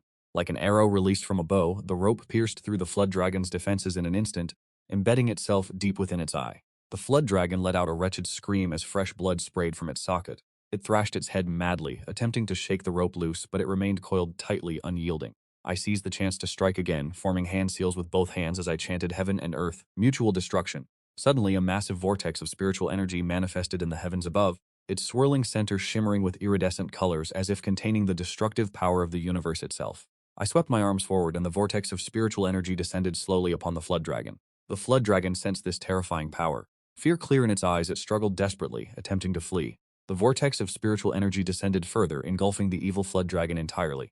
In an instant, a blinding light erupted, accompanied by a deafening roar as a shockwave of spiritual energy surged outward like a violent tsunami. The very earth of the Ung Kingdom trembled, and before this absolute power, the body of the evil flood dragon was gradually torn to shreds, eventually turning to dust and vanishing into the void. Once the flood dragon was annihilated, the surrounding chaos slowly returned to silence. I descended to the ground, my complexion slightly pale. The fierce battle that just concluded had exhausted a massive amount of my spiritual energy. Situ Yingyu rushed to my side, steadying my swaying figure. A look of relief appeared on my face. At this moment, Li Ji, the imperial preceptor of the Yang Kingdom, crept out from his hiding place, stepping forward with trembling legs. He gazed at the scene of devastation before him, his heart filled with a mixture of terror and relief. He was terrified by the immense power wielded by me and Situ Yingyu, yet relieved that the Yang Kingdom had finally escaped the shadow of the evil flood dragon. "The Immortal Master is truly majestic," Li Ji exclaimed, moved to tears. "I humbly invite the Immortal Master to join me in the palace. His Majesty has been waiting for a long time, though he did not expect the Immortal Master to encounter the evil dragon immediately upon arrival." Situ Yingyu and I nodded, following Li Ji toward the royal palace of the Yang Kingdom. Along the way, the commoners emerged from their homes in droves, gazing at Situ Yingyu and me with eyes filled with gratitude and awe. They cheered and danced, chanting "Long live the Immortal Masters." The thunderous roar echoed throughout the capital of the Yang Kingdom, all the way to the palace. The Emperor of the Yang Kingdom had already gathered his high officials, waiting outside the main hall. Upon seeing Situ Yingyu and me, the Emperor hurried forward to welcome us. I am deeply indebted to the two immortal masters for saving the Yang Kingdom from such a dire crisis. I am eternally grateful. The Yang Kingdom. The Emperor spoke respectfully. A banquet has been prepared within the palace. I hope the two immortal masters will honor us with their presence. Situ Yingyu and I followed the Emperor into the palace hall. The hall was already laden with exotic delicacies and fine wine. Once everyone was seated, the Emperor personally poured wine for Situ Yingyu and me to express his profound gratitude. At that very moment, a woman dressed in resplendent robes slowly entered the hall. She possessed a beauty beyond compare. Her skin was as white as snow, her eyes shone like stars, and every gesture exuded an air of noble elegance. She was none other than the princess of the Yang Kingdom, Murong Wanqing. Before arriving, Murong Wanqing had already heard of the immortal master from the supreme sect slaying the evil dragon, and her heart had long been filled with admiration for him. As she entered the hall, her gaze swept across the crowd and was immediately drawn to me. She stared at me, her eyes sparkling with a peculiar light, as an indescribable emotion surged within her heart. She slowly walked to where I stood and offered a graceful bow. This lowly maiden, Murong Wanqing, pays her respects to the immortal master. Her voice was as melodious as a nightingale escaping a valley. Today, having witnessed the demeanor of the immortal master, this maiden's heart is filled with profound admiration. I nodded slightly and replied politely, "Princess, you are too kind," yet Murong Wanqing did not stop there. She sat down beside me and took the initiative to strike up a conversation. She asked me about various aspects of immortality cultivation, and I patiently answered each of her inquiries one by one. Through our conversation, Murong Wanqing grew even more convinced of my profound erudition and extraordinary temperament, and her admiration burned ever brighter. As for me, I only wished to recover my spiritual energy as quickly as possible, and thus remained oblivious to her intentions. Situ Yingyu, watching from the side, took in the entire scene, and for some reason an indescribable feeling rose within her heart. When she looked toward Murong Wanqing, she even harbored a hint of hostility. After the banquet concluded, the Emperor arranged quarters for Situ Yingyu and me. Upon returning to my room, I immediately sat in meditation to cultivate. As I set about recovering my depleted spiritual energy, Situ Yingyu remained by my side to stand guard. She remained vigilant, alert to every movement in the surroundings. Since their meeting at the banquet, Murong Wanqing had become enamored with this immortal master, who possessed such a refined and ethereal bearing. She could not banish the memory of this man of peerless strength from her mind. The following morning, Murong Wanqing meticulously adorned herself and, filled with anticipation, made her way toward my residence. That moment, I was in the courtyard absorbing the ambient energy, continuing to restore the spiritual power I had expended the day before. Su Yingyu was sitting by the stone table, studying a cultivation manual. She furrowed her brow slightly, sensing Murong Wanqing's approach. Lifting her eyes, she saw Murong Wanqing dressed in a delicate pink gown. The hem of her dress swayed gently in the breeze. It served only to accentuate her graceful and slender figure. In her hand, she carried a wooden food container. She walked with elegant, measured steps, her face etched with a mixture of shyness and determination. "Good morning, immortal master." Murong Wanqing entered the courtyard and walked straight to my side. Her voice was gentle and sweet. Though she casually placed the food container on the table, her gaze remained fixed upon me. I opened my eyes slowly, caught sight of Murong Wanqing, and gave a slight nod in acknowledgement. Seeing that I did not respond with great enthusiasm, Murong Wanqing felt a twinge of disappointment, yet she steeled herself to remain composed. She gently opened the container, revealing several exquisite snacks and a pot of spirit tea still curling with steam. Immortal Master, yesterday's battle must have been quite taxing. Wanqing specifically prepared these snacks and this spirit tea for you. This spirit tea is highly beneficial for recovering spiritual energy. I hope you will not find it lacking. As she spoke, Murong Wanqing meticulously arranged the snacks and the tea on the table. I looked at the food on the table, a flicker of warmth rising in my heart, and remarked that the princess was truly thoughtful. Zhang Xuan-Yao was deeply moved and filled with gratitude. Murong Wanqing bit her lower lip slightly, hesitating for a long moment before saying, "Immortal Master, there is one more matter I wish to request, though I know not if I should speak of it." I glanced up slowly and replied, "Princess, pray speak your mind, do not hesitate." Murong Wanqing drew a deep breath, gathering all her courage. "Since my youth, I have yearned for the path of immortality. But alas, the kingdom of Dung is a remote and barren land. Cultivation resources are scarce here. Despite my diligent studies, I have never been able to find a way to enter the threshold of the path. Now that I have been fortunate enough to meet an immortal master, I beg you to take me as your disciple and impart the techniques of immortality upon me." Upon hearing Murong Wanqing's words, I could not help but be momentarily stunned. I looked at the princess before me, whose eyes were brimming with anticipation. After a moment of reflection, I replied, "Princess, the path of immortality is treacherous and arduous. It requires an unshakable will and extraordinary talent. Furthermore, the process is incredibly monotonous and exhausting. You are the princess of the kingdom of Dung, bearing the weight of your nation and the expectations of its people.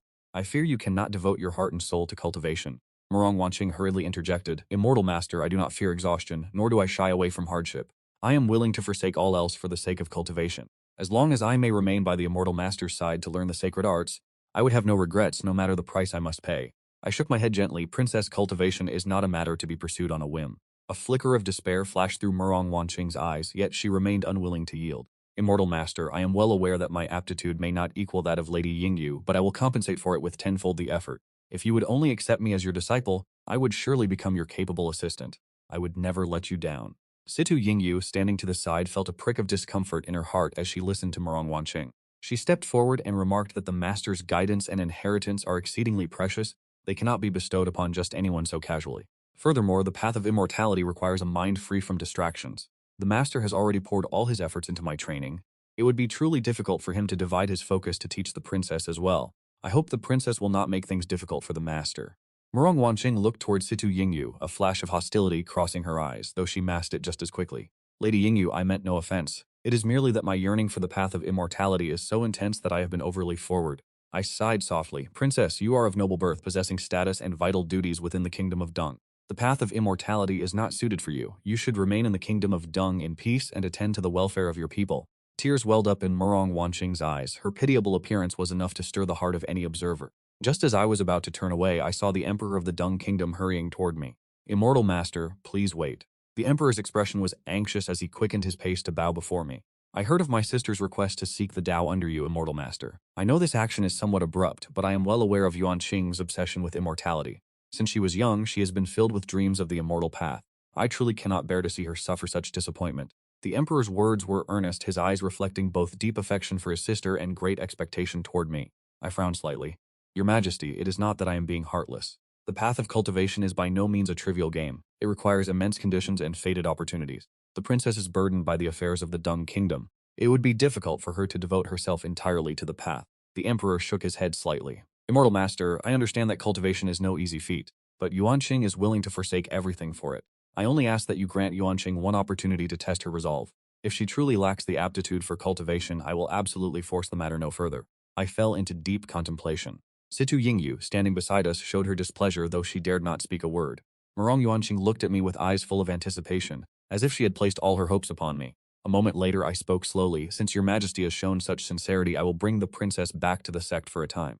But let it be known, should the princess find herself unable to adapt to the hardships of cultivation, I hope your Majesty will hold no grievances against me. Upon hearing this, Murong Yuanqing was overcome with joy to the point of tears, and she hurriedly knelt to express her gratitude. Many thanks, Immortal Master. Yuanqing will surely give her utmost effort. Not to be outdone in showing his appreciation, the Emperor of the Dung Kingdom also looked overjoyed. He bowed to me once more. This great kindness of the Immortal Master I shall etch into my heart. The entire Dung Kingdom will surely remain indebted to this grace. After resting and making preparations, I departed with Situ Yingyu and Murong Yuanqing, heading back toward the Taishang sect. Throughout the journey, Murong Yuanqing was jubilant, filled with curiosity about everything she saw. She constantly questioned me regarding the affairs within the sect. Though Situ Yingyu walked silently by my side, her inner agitation grew more apparent with each passing moment. Upon returning to the Taishang sect and crossing the threshold of the mountain gate, a thick metallic scent of blood, mingled with a foul demonic aura, struck us directly. The sect, which was once peaceful and serene, was now shrouded in a grim, oppressive atmosphere. My expression shifted instantly. I quickened my pace, heading toward the depths of the sect. Along the way, I saw countless bodies of disciples scattered about, their wounds radiating a strange dark light. It was clear they had been slaughtered by demonic cultivators. Witnessing this scene, spiritual energy surged around my body. I scanned my surroundings with vigilance. As we reached the great discussion hall, I discovered the elders seated in a circle. Their expressions were grave. Xuan-Yao, you have returned? The Grand Elder looked at me and nodded slightly. Greetings, Grand Elder. What exactly has happened? Why has the sect fallen into such a state? My tone betrayed my profound anxiety. The Emperor shook his head slightly. Immortal Master, I understand that the path of cultivation is not easy, but Wanqing is willing to forsake everything for it. I only hope you will grant Wanqing a chance to test her mettle. If she truly lacks the aptitude for cultivation, I shall not force the matter any further. I fell into deep contemplation. Situ Yingyu stood by my side, though displeased, she dared not voice her objections. Murong Wanqing gazed at me with eyes full of expectation, as if she had placed all her hopes upon me. After a moment, I spoke slowly. Since your Majesty is so sincere, I shall take the princess back to the sect for a time. But I must state beforehand, should the princess be unable to adapt to the hardships of cultivation, I hope your Majesty will not hold it against me. Upon hearing this, Murong Wanqing was moved to tears of joy and hurriedly knelt to express her gratitude. Thank you, Immortal Master. I shall surely exert all my strength. Not failing to live up to the Immortal Master's expectations, the Emperor of the Yang Kingdom also appeared delighted. He bowed to me once more. Your great kindness is etched in my heart. The entirety of the Yang Kingdom shall surely remember this benevolence. After resting and gathering our belongings, I departed with Situ Yingyu and Murong Wanqing for the Taishang sect. Throughout the journey, Murong Wanqing could not contain her excitement, brimming with curiosity about everything she saw. She frequently questioned me about affairs within the sect. Although Situ Yingyu walked silently by my side, the discomfort within her heart grew increasingly apparent. Upon returning to the Taishang sect, as soon as we crossed the mountain gate, a thick scent of blood mingled with demonic aura struck us head-on. The sect, once peaceful and prosperous, was now shrouded in a grim and oppressive atmosphere. My expression changed abruptly, and a sense of unease welled up within me. I quickened my pace, heading toward the depths of the sect. Along the way, I saw countless bodies of disciples scattered everywhere, their wounds radiating a strange dark light. It was clear they had been slaughtered by demonic cultivators. Witnessing this scene, spiritual energy surged around my body, keeping a vigilant eye on my surroundings as we arrived at the Grand Council Hall to find the elders gathered together, their expressions grave. Xuan-Yao, you have returned? The Great Elder looked at me and nodded slightly. Greetings, Great Elder, what has transpired? Why has the sect descended into such a state? My voice betrayed a deep sense of anxiety. The Great Elder sighed. Not long after you departed, the sect was suddenly besieged by a group of demonic cultivators. These demonic cultivators possess formidable strength, and their methods are ruthless. No sooner had they infiltrated the sect than they corrupted many disciples, resulting in heavy casualties. I could not help but frown. The timing is far too coincidental. This matter is likely far from simple. After a moment of contemplation, I continued. When I slew A Chao at Yongbo, I sensed demonic energy within him. There must have been a demonic cultivator manipulating him from the shadows. It appears A Chao's appearance was intended to lure us away, though they likely did not expect that only I would depart. Upon hearing my analysis, the Great Elder nodded. Your reasoning is not without merit. These demonic cultivators arrived with ferocity, and they seem to possess an intimate knowledge of our Taishang sect. Their objective is surely more than mere destruction. Murong Wanqing gazed upon the scenes of blood and tragedy, her heart filled with shock. She knew well that the path of cultivation is fraught with danger, yet the sight before her far exceeded her expectations. Nevertheless, she silently clenched her fists, her resolve to cultivate harder growing ever more firm. The most pressing matter is to treat the wounded disciples and ensure no other demonic cultivators remain hidden within the sect. I shall examine the spiritual ley lines at the rear mountain. They are the foundation of our sect's spiritual energy and cannot be allowed to suffer any damage. I looked at the elders busy tending to the wounded in the council hall, and the peak masters along with the sect leader who remained with their eyes tightly shut, murmuring to myself, I will accompany you. Situ Yingyu spoke up hurriedly. That is unnecessary. You must remain here to assist the elders in stabilizing the sect. My speed is greater when I am alone, and it will be easier for me to respond to any unforeseen circumstances. After flatly refusing, I vanished from the council hall. Murong Wanqing, seeing this, spoke softly to Situ Yingyu. Senior sister, I know that my current strength and status cannot provide much assistance, but I can help care for the injured brothers and sisters and contribute my own meager strength. Situ Yingyu glanced at her and nodded slightly. Then stay by my side and do not wander off. I am heading to the rear mountain spirit vein. Upon arriving, I discovered that the demonic cultivators had established a wicked formation here, and the spiritual energy of the vein was being steadily drained away. If it were not stopped in time, the very foundation of the Taishang sect would be destroyed, so I immediately unleashed my spiritual power, attacking the formation with all my might. However, this formation was incredibly complex and infused with formidable demonic energy. For a moment, I found it difficult to break through. Just as I was concentrating all my efforts on breaking the formation, several figures suddenly appeared in the vicinity. Clad in black robes and wreathed in demonic aura, their eyes betrayed clear malice and arrogance. You people of the Taishang sect, today is the day of your destruction. One of the demonic cultivators let out a grotesque laugh and roared. My gaze turned cold, and my voice became ice. Do you really think the likes of you are qualified to speak such arrogance here? Finish my words, my figure flickered, closing the distance like a ghost, the hand seals within my grasp shifting rapidly, as several sharp blades of energy whistled through the air, hurtling toward the demonic cultivators.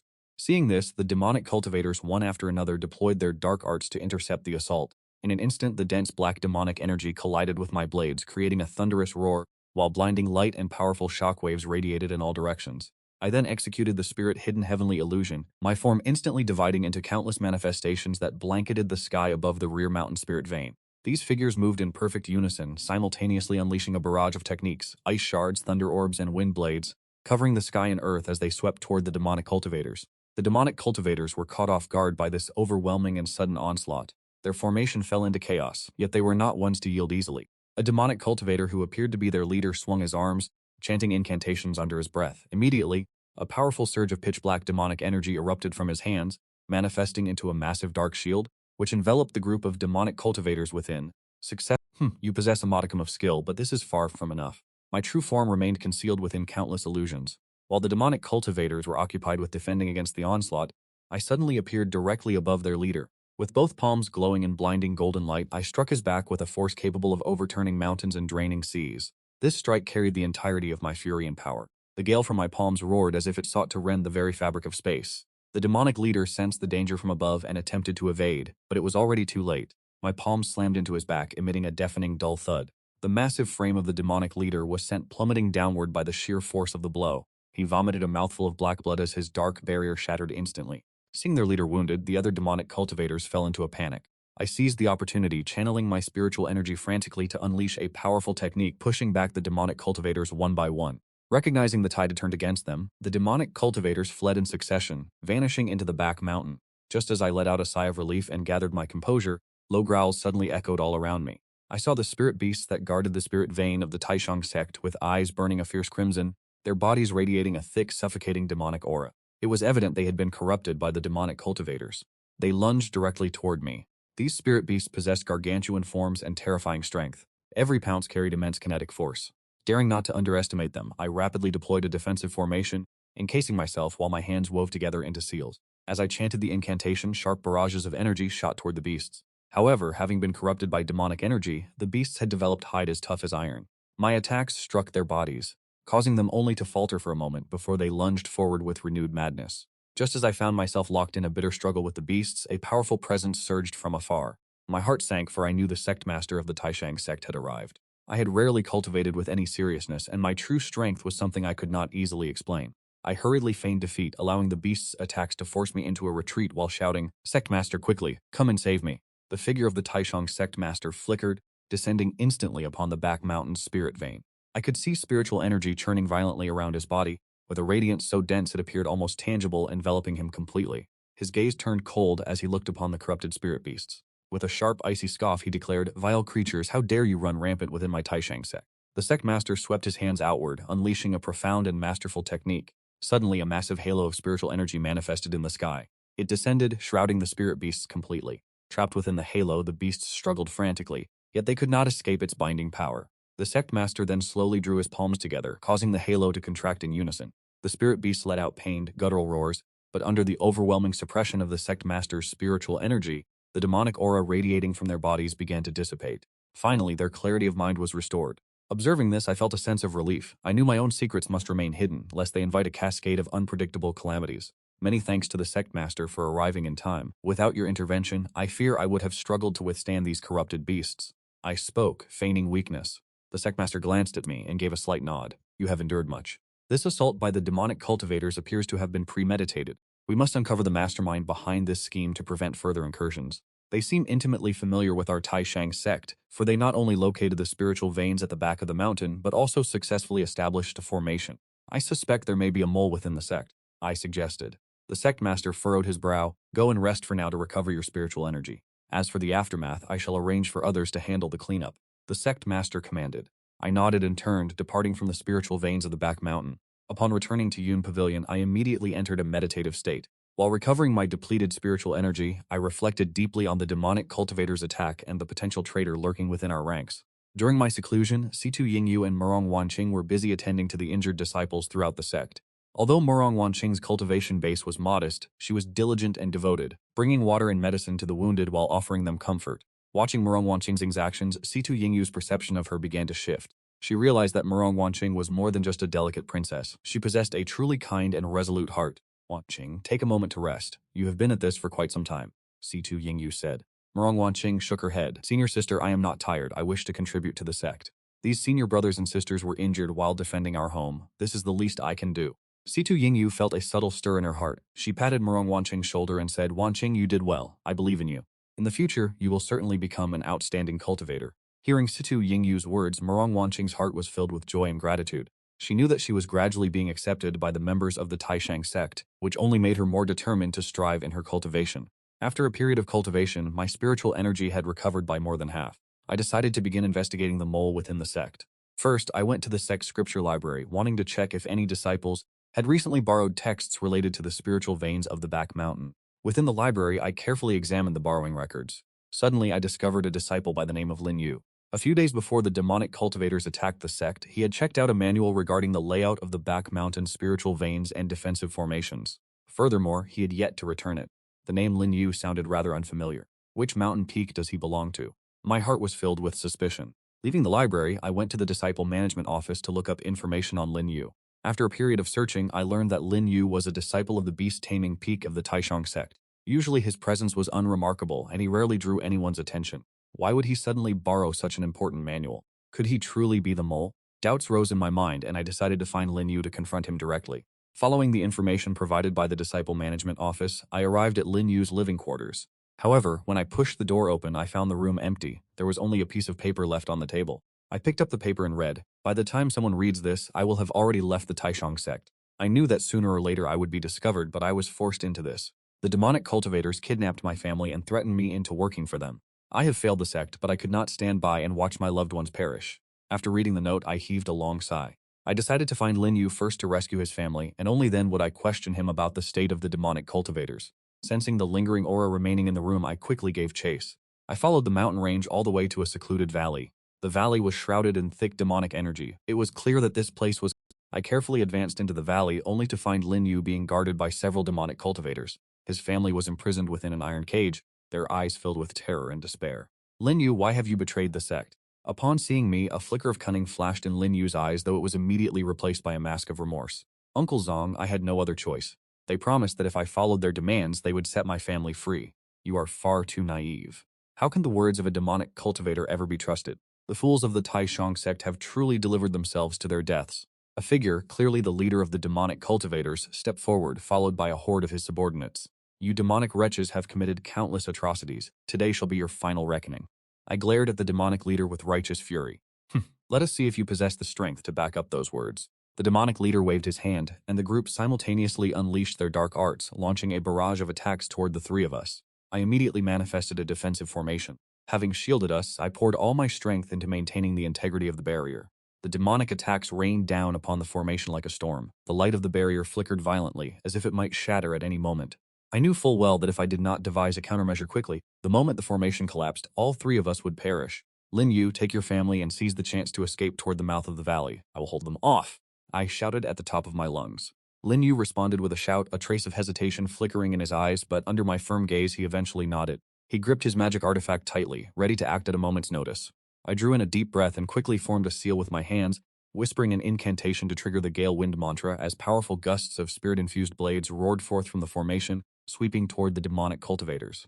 Seeing this, the demonic cultivators unleashed defensive arts to intercept, yet several were still struck by the wind blades, letting out roars of agony. The demonic leader's expression darkened at the sight. His hands danced as he exhaled a torrent of dense, pitch-black demonic energy, which transformed into a colossal demonic serpent, lunging toward my defensive formation. The serpent opened its blood-red maw, bearing sharp, jagged fangs as if to swallow the entire formation in a single gulp. My eyes narrowed. I focused all my spiritual energy into my palms and pushed outward, shouting, "Spirit shield! Demonic rupture!" A massive shield of spiritual energy surged from my hands and collided violently with the serpent, the two forces locking in a stalemate, neither able to gain the upper hand. "This is the moment, Lin Yu, go now," I shouted at the top of my lungs. Lin Yu gritted his teeth and led his family, charging toward the valley entrance. The demonic cultivators attempted to intercept them, but my assault held them in check, preventing their escape. Just as Lin Yu was about to break through the valley exit, he suddenly stopped and turned back toward me. My heart sank, and a sudden ominous foreboding washed over me. "Lin Yu, what are you doing?" "Leave at once," I roared in desperation. He wore a faint smile as the artifact in his hand glowed, and a surge of pitch-black demonic energy lashed out toward me. The demonic energy traveled with such immense speed that I had no time to evade it. Struck in the back, I felt an agonizing wave of pain tear through me, and I spat out a mouthful of fresh blood. The defensive formation instantly shattered as my concentration wavered from the injury. "Lin Yu," I turned to challenge him in a fit of rage, my eyes wide with utter disbelief. Lin Yu let out a cold laugh. "Granduncle Master Zhang, I never expected your strength to be so profound, yet your intellect seems remarkably lacking. Did you truly never investigate my background? Where would I even find a family to begin with?" Haha, hearing Lin Yu's words, the fury in my eyes erupted into a raging inferno. Seeing this, the leader of the demonic cultivators laughed maniacally. "You fools from the Taishang sect walked right into my trap, dreaming of playing the hero. You have ruined my plans, and today shall be the anniversary of your death."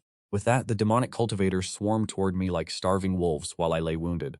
Suppressing my pain, I swiftly cast a diversionary technique, manifesting several illusions to confuse them. Simultaneously, I silently channeled my spirit energy, preparing for a battle of life and death. Taken in by the illusions, the demonic cultivators broke ranks in their confusion. I seized the opportunity to strike with the soul-piercing finger. A blade of concentrated spirit energy shot toward the demonic leader. The leader sensed the danger, but failed to dodge in time, taking the blast directly to his chest and crashing to the ground with a miserable wail. Seeing their leader fallen, the demonic cultivators fell into further disarray, yet they continued their frenzied assault. Despite my injuries, I felt no fear. Under the cover of my illusions, I maneuvered agilely through the ranks of the demonic cultivators. My hand seals shifted rapidly, conjuring sharp vortices of energy that tore through the enemy, shattering their attacks. The demonic cultivators struggled against my counterattack, but they were far from defeated, quickly adapting their tactics. One of the demonic cultivators formed a seal with both hands. Muttering an incantation under my breath, the ground beneath us suddenly cracked open. Countless pitch-black vines, serpentine in their movement, coiled toward me. I leaped into the air, narrowly evading the vine strike. At the same time, I unleashed two palms wreathed in raging flames, incinerating the closing mass of vines. Throughout this, Lin Yu stood aside, observing coldly. He clutched a jet-black demonic blade that emitted a sinister, ghostly glow. "Grandmaster Zhang, stop your futile struggle. This place shall be your burial ground today." With those words, he brandished his demonic blade and joined the fray. I parried the demonic cultivator's onslaught while remaining wary of Lin Yu. I was acutely aware that Lin Yu's actions constituted a total betrayal of Taishang Yan, and my heart was filled with both fury and regret. "Lin Yu, why must you remain so deluded? The path of demonic cultivation leads only to eternal damnation."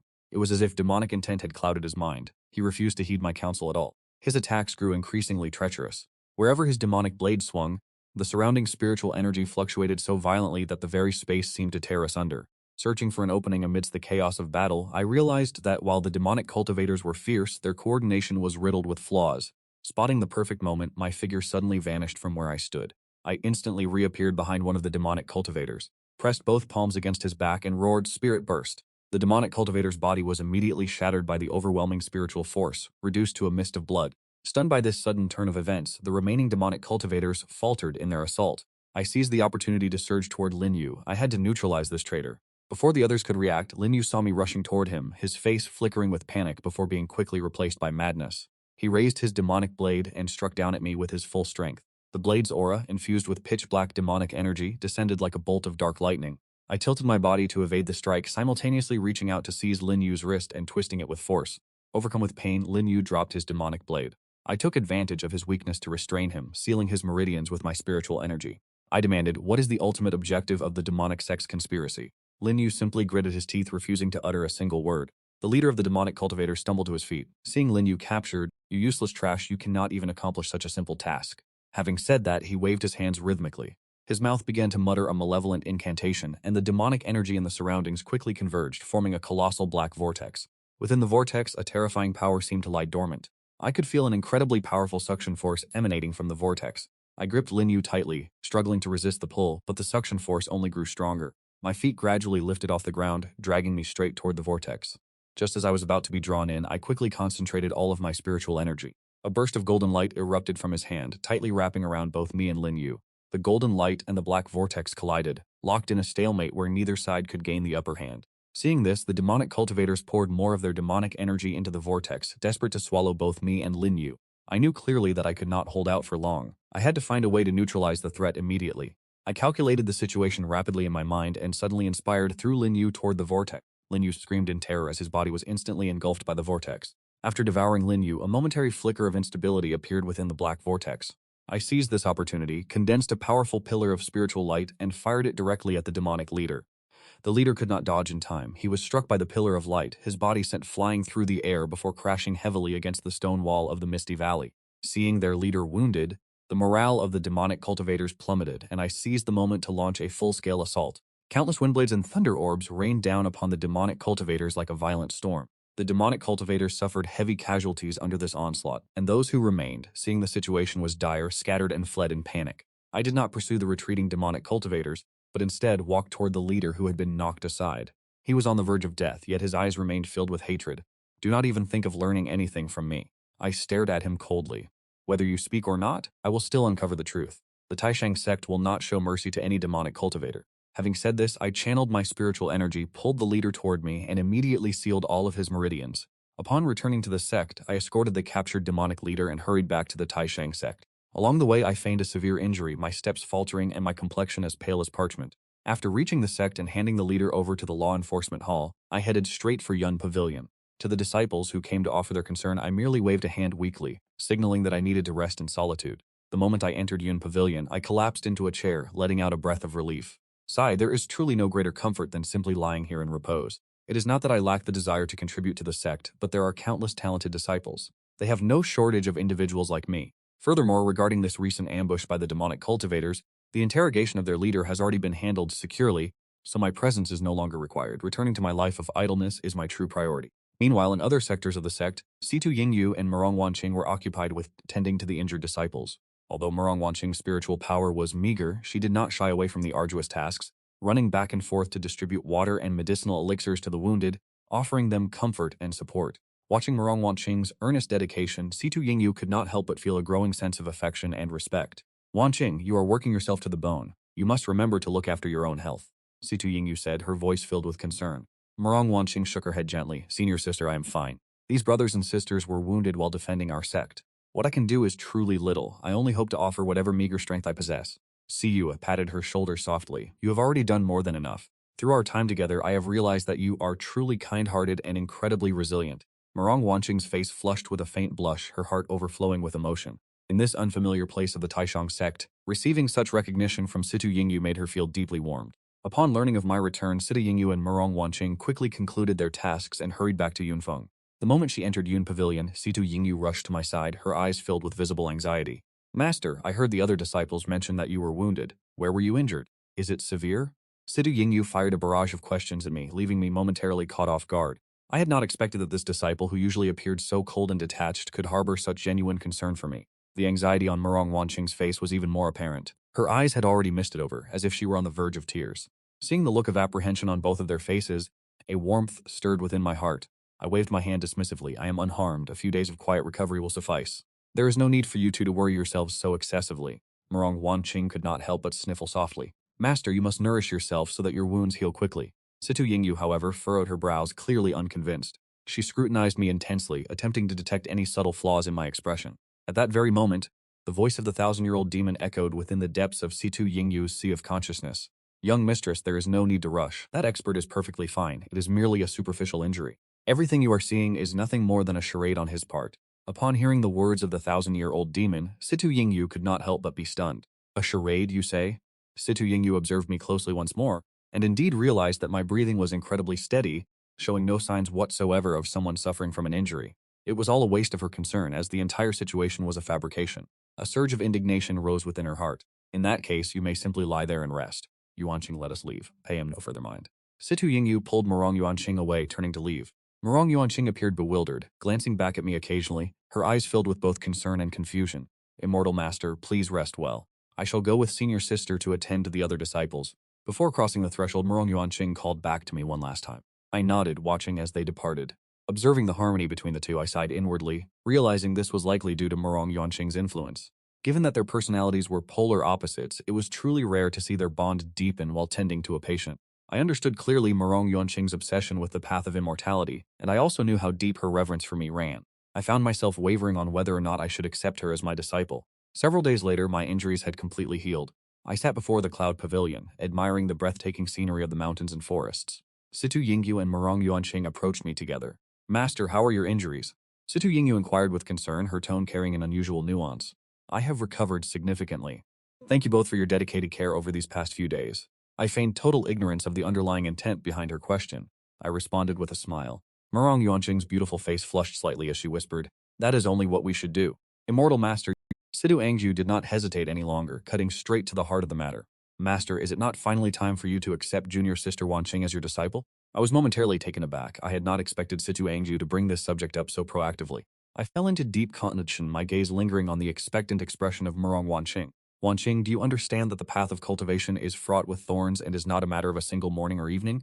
It requires immense effort and great sacrifice. Murong Wanqing nodded solemnly. This disciple understands clearly. I am willing to pay any price to follow Master and learn the ways of immortality. I watched her in silence, feeling a slight stirring within my heart. Very well. From this day forward, you are my second disciple. You must cultivate with diligence and never betray your original intent. Murong Wanqing was so moved that her eyes brimmed with tears. She bowed deeply. This disciple shall certainly follow Master's teachings and strive in my cultivation. Situ Anju patted her shoulder gently, a flicker of joy passing through her eyes. Congratulations, Junior Sister Wanqing. At that very moment, the system's voice suddenly rang out. Ding. Disciple induction successful. Reward void essence. Progress increased by 1. Current progress 7%. Due to the unique bloodline within the disciple, a special reward has been granted. Taigu Wu Jue, Volume 1. Subsequently, the system interface displayed the personal profile of Murong Wanqing. Name Murong Wanqing, talent 2nd grade. Realm none, cultivation technique none, loyalty 100. Bloodline, descendant of the Nua Wu clan. My heart began to pound. I had not expected Murong Wanqing to be a descendant of Nua, a descendant of the Wu clan bloodline. I pondered the weight of these words in silence. Recalling the Taigu Wu Jue the system had just mentioned, this appeared to be an exceedingly rare cultivation technique, one that could only be practiced by those with a pure Wu clan bloodline. As of this moment, Murong Wanqing appeared to be entirely unaware of her own lineage. Yet her desperate efforts to be admitted into my sect remained a mystery I could not fathom. A surge of curiosity rose within me. Wishing to delve deeper into the identity of Murong Wanqing, I decided to find a suitable opportunity to investigate further. A few days later, I summoned Murong Wanqing to the private chambers of Yunge. Wanqing, I have a special gift for you. Murong Wanqing looked up in astonishment, watching me with a confused expression. I produced an ancient manual and handed it to her. This is an ancient cultivation technique known as the Taigu Wu Jue. It was created specifically for those who possess the bloodline of the Wu clan. I hope that you can inherit this legacy. Murong Wanqing accepted the book, a look of skepticism appearing in her eyes. Master, why did this book choose me? I offered a faint smile, for you are the disciple I have newly taken in, and furthermore, I have discovered your secret. Murong Wanqing's heart tightened as she looked towards me with questioning eyes. You are a descendant of Nua, carrying the pure bloodline of the Wu clan within you. I spoke with indifference. Murong Wanqing was stunned. She had never imagined that she possessed such an exalted lineage. Master, how did you know? I gave a slight smile, for I am your master. I have my own ways of probing one's aptitude and bloodline, and this primordial Wu art can only be unlocked by those of the Wu bloodline. That is the very reason I chose you. Only then did Murong Wanqing have a sudden realization. It turned out that Master had known her true identity all along. A wave of emotion surged within her heart, grateful for her Master's trust and support. Master, this disciple will certainly not fail your expectations and will strive diligently in her cultivation to inherit the primordial Wu art. I nodded. Good, I trust that you will surely succeed. Ever since I bestowed the primordial Wu art upon Murong Wanqing, I returned to my lazy and leisurely disposition. Each day, if I was not idly fishing by the stream behind the mountain, I was chasing wild hares deep in the forest, acting as if all the affairs of the sect had nothing to do with me. Meanwhile, Murong Wanqing poured her heart into practicing the primordial Wu art within the Yun Pavilion. As her cultivation deepened, she gradually felt the power of the Wu bloodline surging within her body, as if a mysterious force were guiding her forward. Situ Yingyu saw how idle I was, and though she felt a bit helpless, she knew that her master had his own designs, so she did not say anything more. She simply remained by Murong Wanqing's side, and the bond of sisterhood between them deepened as they cultivated together. That day I was lying on the grass by the stream, a blade of grass in my mouth, resting leisurely in the sun. Suddenly, the urgent sound of a bell echoed throughout the sect. This bell was a signal for an important meeting of the sect. A shiver ran through my mind. I knew with certainty that something momentous was afoot. Suddenly, an ominous premonition washed over me. True to my fears, as soon as the bell ceased its tolling, the sect master's disciple appeared before me. I rose slowly, shaking off my lethargy, straightened my robes, and made my way toward the sect's assembly hall. Upon arriving, I found the sect elders and core disciples already gathered, the atmosphere thick with palpable tension. The sect master stood at the front of the hall, his expression grave. Honored elders, our Taishang sect guards the foremost spirit vein of this world, he began. This vein contains boundless spiritual energy. Should it fall under the control of the demonic cultivators, the world will descend into absolute darkness and chaos. Their recent assault on our sect was a calculated maneuver to seize control of this vein and from there subjugate the entire cultivation world. A collective gasp echoed through the hall. My own heart jolted, having never realized the Taishang sect bore such a monumental burden. An elder knit his brows and asked, "Sect master, how shall we respond?" The demonic cultivators are aware of the spirit vein. They will not yield easily and will surely strike again. The sect master nodded slowly. You speak the truth, elder. We must bolster our sect's defenses, and to that end I have decided to seal the mountain gates, severing all paths of infiltration for outsiders. Upon hearing this decree, those in the assembly hall fell into silent contemplation. To seal the mountain gates. While it might mitigate the immediate threat of demonic infiltration, it also meant severing all ties and exchanges with the outside world. The acquisition of resources would become arduous, and a prolonged isolation could narrow the horizons of our disciples. Nevertheless, with the demonic cultivators lurking so close, it was a measure born of absolute necessity. Sectmaster, we cannot simply sit and wait for our end. Should we consider establishing a series of early warning and defensive formations outside the gates? We could monitor the movements of the demonic cultivators and launch a counter-offensive the moment they approach. Zhu Tuxiang was the first to step forward and voice his strategy. The sectmaster's eyes brightened. Tuxiang, your proposal is not without merit. However, establishing such arrays requires vast resources and manpower. Furthermore, the demonic cultivators possess many masters well versed in formation arts. It will not be easy to deceive their eyes. At this moment, Qiao Di stood up. Sectmaster, I wish to atone for my past mistakes and venture beyond the gates to scout the enemy's movements. If we can locate their lair and strike them first, we can avert future disasters. The sectmaster gazed at Qiao Di, Nodding slightly, the sect master spoke. Long, your courage is truly commendable, but the demonic cultivators are incredibly cunning, and this journey is fraught with peril. Are you certain you can succeed? Chowdy hesitated for a moment, his gaze flickering toward me as I lay sprawled on the chair. Sect master, for the safety of our sect, this disciple is willing to walk into the heart of danger, yet I fear my own strength may be insufficient. I humbly request that Martial Uncle Zhang Xuan-Yao accompany me to provide support. Hearing Chowdy's words, I nearly slipped right off my chair. I groaned inwardly. Had my days of leisure not been enough that I was now being dragged into this mess? But with so many eyes fixed upon me, I could not simply refuse outright. Chowdy, why must you always target me?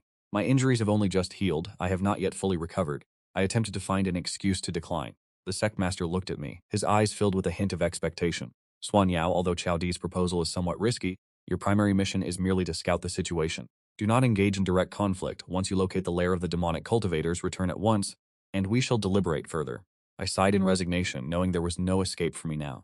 Very well, since the sect master has spoken, I shall accompany this lad on this journey, but let it be known that my strength is limited. I shall take responsibility for scouting, but not for annihilation. Upon hearing my agreement, Chowdy was instantly overcome with joy. Many thanks, Martial Uncle. With you accompanying us, we shall surely achieve a brilliant success. Everything that happened before was my fault, and I entrust this mission to your guidance. The team prepared quickly and departed from the mountain gate. Throughout the journey, I noticed Chowdy's gaze flickering with strange light from time to time, though I paid it little mind.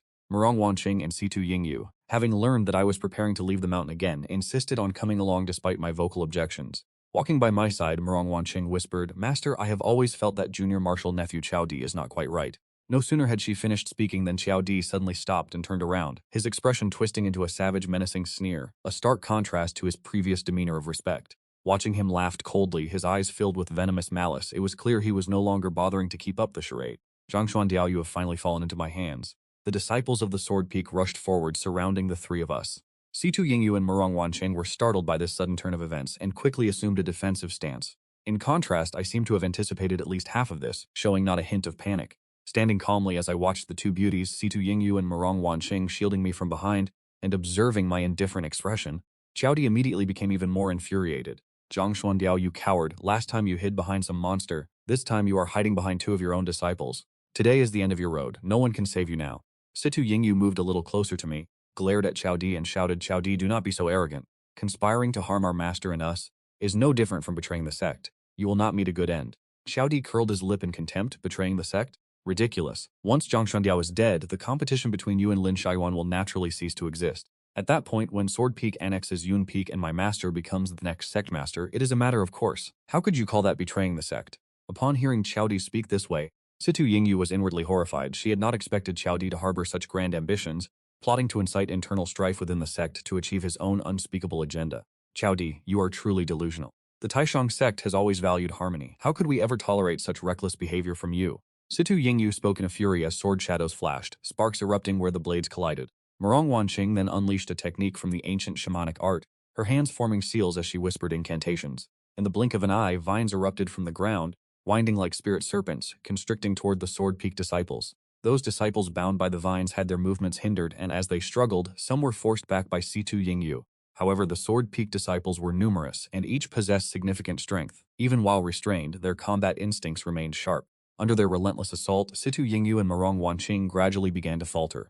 Seeing my two disciples falling into a disadvantageous position, I no longer hesitated. I quickly formed hand seals hidden in the shadows. Situ Yingyu and Murong Wanqing could not see as I silently released a surge of spiritual energy. This current of spiritual energy quietly merged with the surrounding environment, instantly manifesting into ethereal threads of spiritual aura that spread toward the Sword Peak disciples.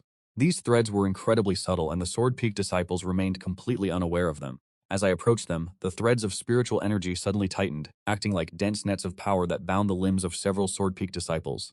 This rendered their movement sluggish in an instant. Situ Yingyu subtly noticed that the enemy's offensive had weakened. Though she was suspicious, she had no time to ponder the situation further. Distraught and suffering from the erosion of demonic energy, his voice became raspy and disjointed. Feng Huo did not even glance at him. He only stared coldly at the three of us, a cruel smile curling at the corners of his mouth. I furrowed my brow slightly, a profound sense of unease rising within me. I knew for certain that Feng Yu's appearance was no mere coincidence. Behind this incident, a grand scheme was undoubtedly unfolding in the shadows. You are nothing more than a pawn I have utilized. Find your place and do what is expected of you.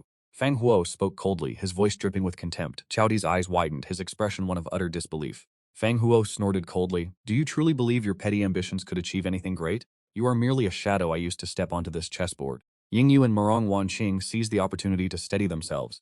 The two exchanged a look and coordinated a seamless attack against the remaining struggling sword-peak disciples, intent on swiftly eliminating these small fries so they could come to my aid. By now, Chao Di and I stood locked in combat. Our figures intertwined in midair, moving with such extreme velocity that only flashes of light remained visible. Each collision was accompanied by the violent shock of spiritual and demonic energy, producing resounding explosions as if the very space itself were trembling. With each passing moment, Chao Di grew more impatient.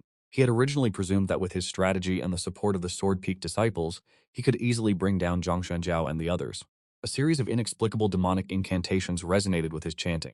The earth began to quake, and from the gaping black fissures, demonic creatures crawled forth. These creatures bore grotesque forms, emitting a pungent stench, their eyes gleaming with an eerie crimson light. Upon emerging, they lunged directly toward the three of us. My gaze turned icy, my hands shifted rapidly through a series of mudras as I murmured a spell. In an instant, countless golden sword beams descended from the heavens, raining down upon the These beams of swordlight contained immense spiritual energy. Wherever they struck, the demonic beasts were pierced through, emitting agonizing roars amidst the whistling wind. I swung my hand back, sending a surge of spiritual energy toward the demon hawk, but the beast nimbly evaded the attack. After circling in the air, it dove toward me once more. Master, beware of the demonic pet. Seeing this, Situ Yingyu shouted a warning. I knew in my heart that I had to eliminate this demon hawk before I could successfully reach Fang Huo. I took a deep breath, pushing the spiritual energy within me to its limit as a razor-sharp longsword manifested in my hand. I brandished the blade, engaging the demon hawk in a fierce battle. The demon hawk attacked repeatedly from the air, its talons and sharp beak imbued with potent demonic power. Timing my moment perfectly, I unleashed a piercing strike of spiritual energy at the beast. Unable to dodge in time, the demon hawk was struck by the sword aura. Its left wing gave off a wretched cry. As it staggered in the air, I pressed my advantage, unleashing another sharp surge of energy to strike it down. Sensing a mortal threat, the demon hawk flapped its wings violently, intending to flee the battlefield. My movements were faster. I launched myself into the air, sweeping out a wave of spiritual energy. The energy glowed brilliantly, instantly tearing through the demon hawk's body as it let out a final agonizing shriek. As its massive frame plummeted to the ground, I did not stop. Using the momentum, I propelled myself forward like an arrow, charging directly at Fang Huo. Seeing this, Fang Huo was struck with terror, hastily pulling out a black shield to block before him. My speed was like lightning. My spiritual energy slammed into the shield, producing a piercing sound of clashing metal. The shield vibrated violently, sending ripples of demonic energy scattering into the surroundings. Fang Huo was jolted, forced to retreat repeatedly as blood trickled from the corner of his mouth. Taking advantage of his instability, I twisted my wrist, and my spiritual energy instantly manifested into thousands of threads, sealing off Fang Huo's vital acupuncture points. Terror flared in Fang Huo's eyes. Feeling an unprecedented threat of death, his skin crawled with dread. In this critical moment of life and death, he suddenly poured all his demonic energy into his demonic blade, intending to unleash a final counterattack. The demonic blade turned ink black, emitting a terrifying aura that tore through the air as it slashed toward my spiritual energy. As my spiritual power and the demonic blade collided, they generated a massive shockwave. The very earth shook, and beneath the intensity of the clash, a heaven-shaking roar echoed through the surroundings. The terrain around us was utterly devastated. As the dust settled, Feng could be seen retreated dozens of paces, his face deathly pale while I remained standing in place composed. Fang Huo gripped his demonic blade, gnashing his teeth. Zhang Xuan-Yao, mark my words, this is merely a temporary defeat. There will come a day when I will make you pay for this blood debt with your own blood. With those words, Fang Huo cast himself into the shadows to escape. I watched the direction in which he fled, my gaze deep and heavy, remaining silent. In my heart, I understood clearly that this battle was far from over. Behind Fang Huo, there must surely be a greater power providing him support. However, the priority now was to stabilize the immediate situation. I turned to look at Situ Yingyu and Murong Wanqing, asking with concern, "Are you both unharmed?" Although Situ Yingyu and Murong Wanqing were visibly exhausted, they maintained their vigilant posture. "Master, do not worry, we are fine." After speaking, Situ Yingyu added another sentence. "It is just the disciples of the Sword Peak." My expression darkened slightly. I knew they would have to face the consequences for their failures. I walked over to the disciples of the Suik who had been afflicted by the demonic creatures and gently tapped my finger against their foreheads. As I channeled my energy, the power of the ancestral universe rippled forth. The wounds upon these disciples began to knit together and heal, while the lingering demonic energy dissipated alongside them. Witnessing this, Situ Yingyu and Murong Wanqing could not help but be filled with astonishment. At that very moment, an image suddenly manifested within my sea of consciousness. I closed my eyes, immersing my focus deep into my inner sea. The image of the small dog became clear in my mind, its eyes conveying a sense of urgent distress. Through the eyes of the creature, I beheld a scene of utter terror unfolding within the Taishang sect. Scores of demonic cultivators had infiltrated the sect from parts unknown, locked in a chaotic skirmish with the sect's disciples, and there was no sign of the peak masters or the elders to be found. The disciples were quickly falling into a disadvantageous position, suffering heavy casualties. I opened my eyes, a flash of grief flickering within them. The sect was in dire peril. I could not afford a moment's delay and had to return immediately. With firm resolve, I spoke to Situ Yingyu and Murong Wanqing. Demonic cultivators are running rampant within our sect. The situation is critical. We must return at full speed. The three of us surged forward like shooting stars, racing toward the Taishang sect. Throughout the journey, my heart burned with anxiety. The Taishang sect was a prestigious power within the cultivation world, possessing profound foundations, and it would not be easy for the demonic cultivators to eradicate us completely. Yet now the peak masters and elders are nowhere to be found, and the disciples have suffered heavy casualties. The situation has become dire. Within the Taishang sect, chaos has descended. The demonic cultivators, clad in black robes with malevolent energy swirling around them, brandished their dark weapons, chanting incantations under their breath, and unleashed various wicked demonic arts, engaging in a life-or-death struggle against the disciples of the Taishang sect. Though the disciples resisted with all their might, the demonic cultivators were formidable and coordinated their attacks perfectly. Many disciples were wounded and fell one after another. When the three of us arrived at the sect, the scene before us ignited a fury that widened our eyes. We saw the square littered with the bodies of countless disciples, their blood staining the earth a deep crimson. The surviving disciples were still struggling to hold their ground, their eyes reflecting steadfast determination and an unyielding spirit, yet the exhaustion upon them was becoming increasingly evident. I let out a thunderous roar. "You demonic scum, do not be so arrogant." I charged into the fray immediately, my hands weaving through the air, as spiritual energy surged forth like a tidal wave, instantly forming a massive vortex of power before me. It swept the approaching demonic cultivators into its grasp, and the spiritual energy within the vortex tore through them violently. The demonic cultivators shrieked in agony, their bodies crushed into fragments by the overwhelming force of the energy. Su Yingyu and Murong Wanqing did not show any signs of weakness. Keeping close behind me, they unleashed their own supreme techniques. The divine artifact in Situ Yingyu's hand glowed brilliantly, every strike imbued with immense spiritual power. Amidst the flickering shadows and light, the demonic cultivators were struck down one by one. Murong Wanqing formed seals with her hands, reciting ancient mystical incantations. A deep azure light radiated from beneath her feet. Wherever it touched, the movements of the demonic cultivators slowed, as if they were sinking into a mire of quicksand. Seizing the opportunity, the Taishang sect disciples launched a counterattack, gradually turning the tide of the battle. As I fought, I kept a watchful eye on the movements of the demonic cultivators. I discovered that these demonic cultivators seemed to be the demonic energy between them resonated in perfect harmony, forming a specialized array. I immediately sensed that this was likely the bottleneck preventing the peak masters and elders of Taishang sect from appearing. My figure flickered like a phantom, weaving through the ranks of the demonic cultivators. My hands shifted rapidly, forming intricate hand seals. A colossal spiritual imprint descended from the heavens, crashing violently into the heart of the demonic formation. Sensing the imminent danger, the demonic cultivators collectively converged their demonic energy to brace for impact. Yet the sheer potency of my strike was overwhelming. As the radiant imprint struck, fractures instantly spiderwebbed across their formation. Seizing the moment the demonic array faltered, the morale of the Taishang sect disciples surged. With thunderous roars, they charged toward the demonic cultivators, unleashing a wave of ferocious assaults. Simultaneously, dozens of formidable auras streaked toward the battlefield. Accompanying these surging auras were countless spiritual attacks that flooded the sky, shining as brilliantly as meteors as they cut through the azure heavens, raining down upon the demonic host. Utilizing the momentum of their assault, the attacks transformed into massive swords of azure light or condensed into the manifestations of ferocious beasts. They carried with them an aura capable of destroying the heavens and extinguishing the earth, descending upon the demonic cultivators with ruthless efficiency. The demonic cultivators, already in disarray from their shattered formation, were now subjected to this unexpected onslaught from above, plunging them into a state of absolute hysteria. They desperately manifested various defensive demonic arts. Pitch-black spectral entities and grotesque protective barriers flickered into existence around them as they struggled to withstand the spiritual energy, which crashed down like a rising tide. Nevertheless, beneath the impact of that overwhelming spiritual force, the defenses of many demonic cultivators were shattered in an instant. Their bodies were pierced by the searing light, accompanied by agonizing cries of despair. The moment those dozens of auras appeared, I recognized who they were and promptly took my place behind my two disciples. Situ Yingyu and Murong Wanqing were likewise emboldened by this sudden turn of events. Their strikes became increasingly sharp. The divine lance in Situ Yingyu's hand danced like a nimble dragon, weaving through the air. Wherever it passed, the limbs of the demonic cultivators were severed, scattering through the air. Murong Wanqing intensified her supportive power, and within the deep green radiance, mysterious ancient runes began to emerge. These runes acted like blades embedded within the bodies of the demonic cultivators, inflicting immense pain and causing their movements to grow sluggish. The masters of those dozens of formidable auras finally revealed themselves. They were none other than the missing peak masters of Taishang.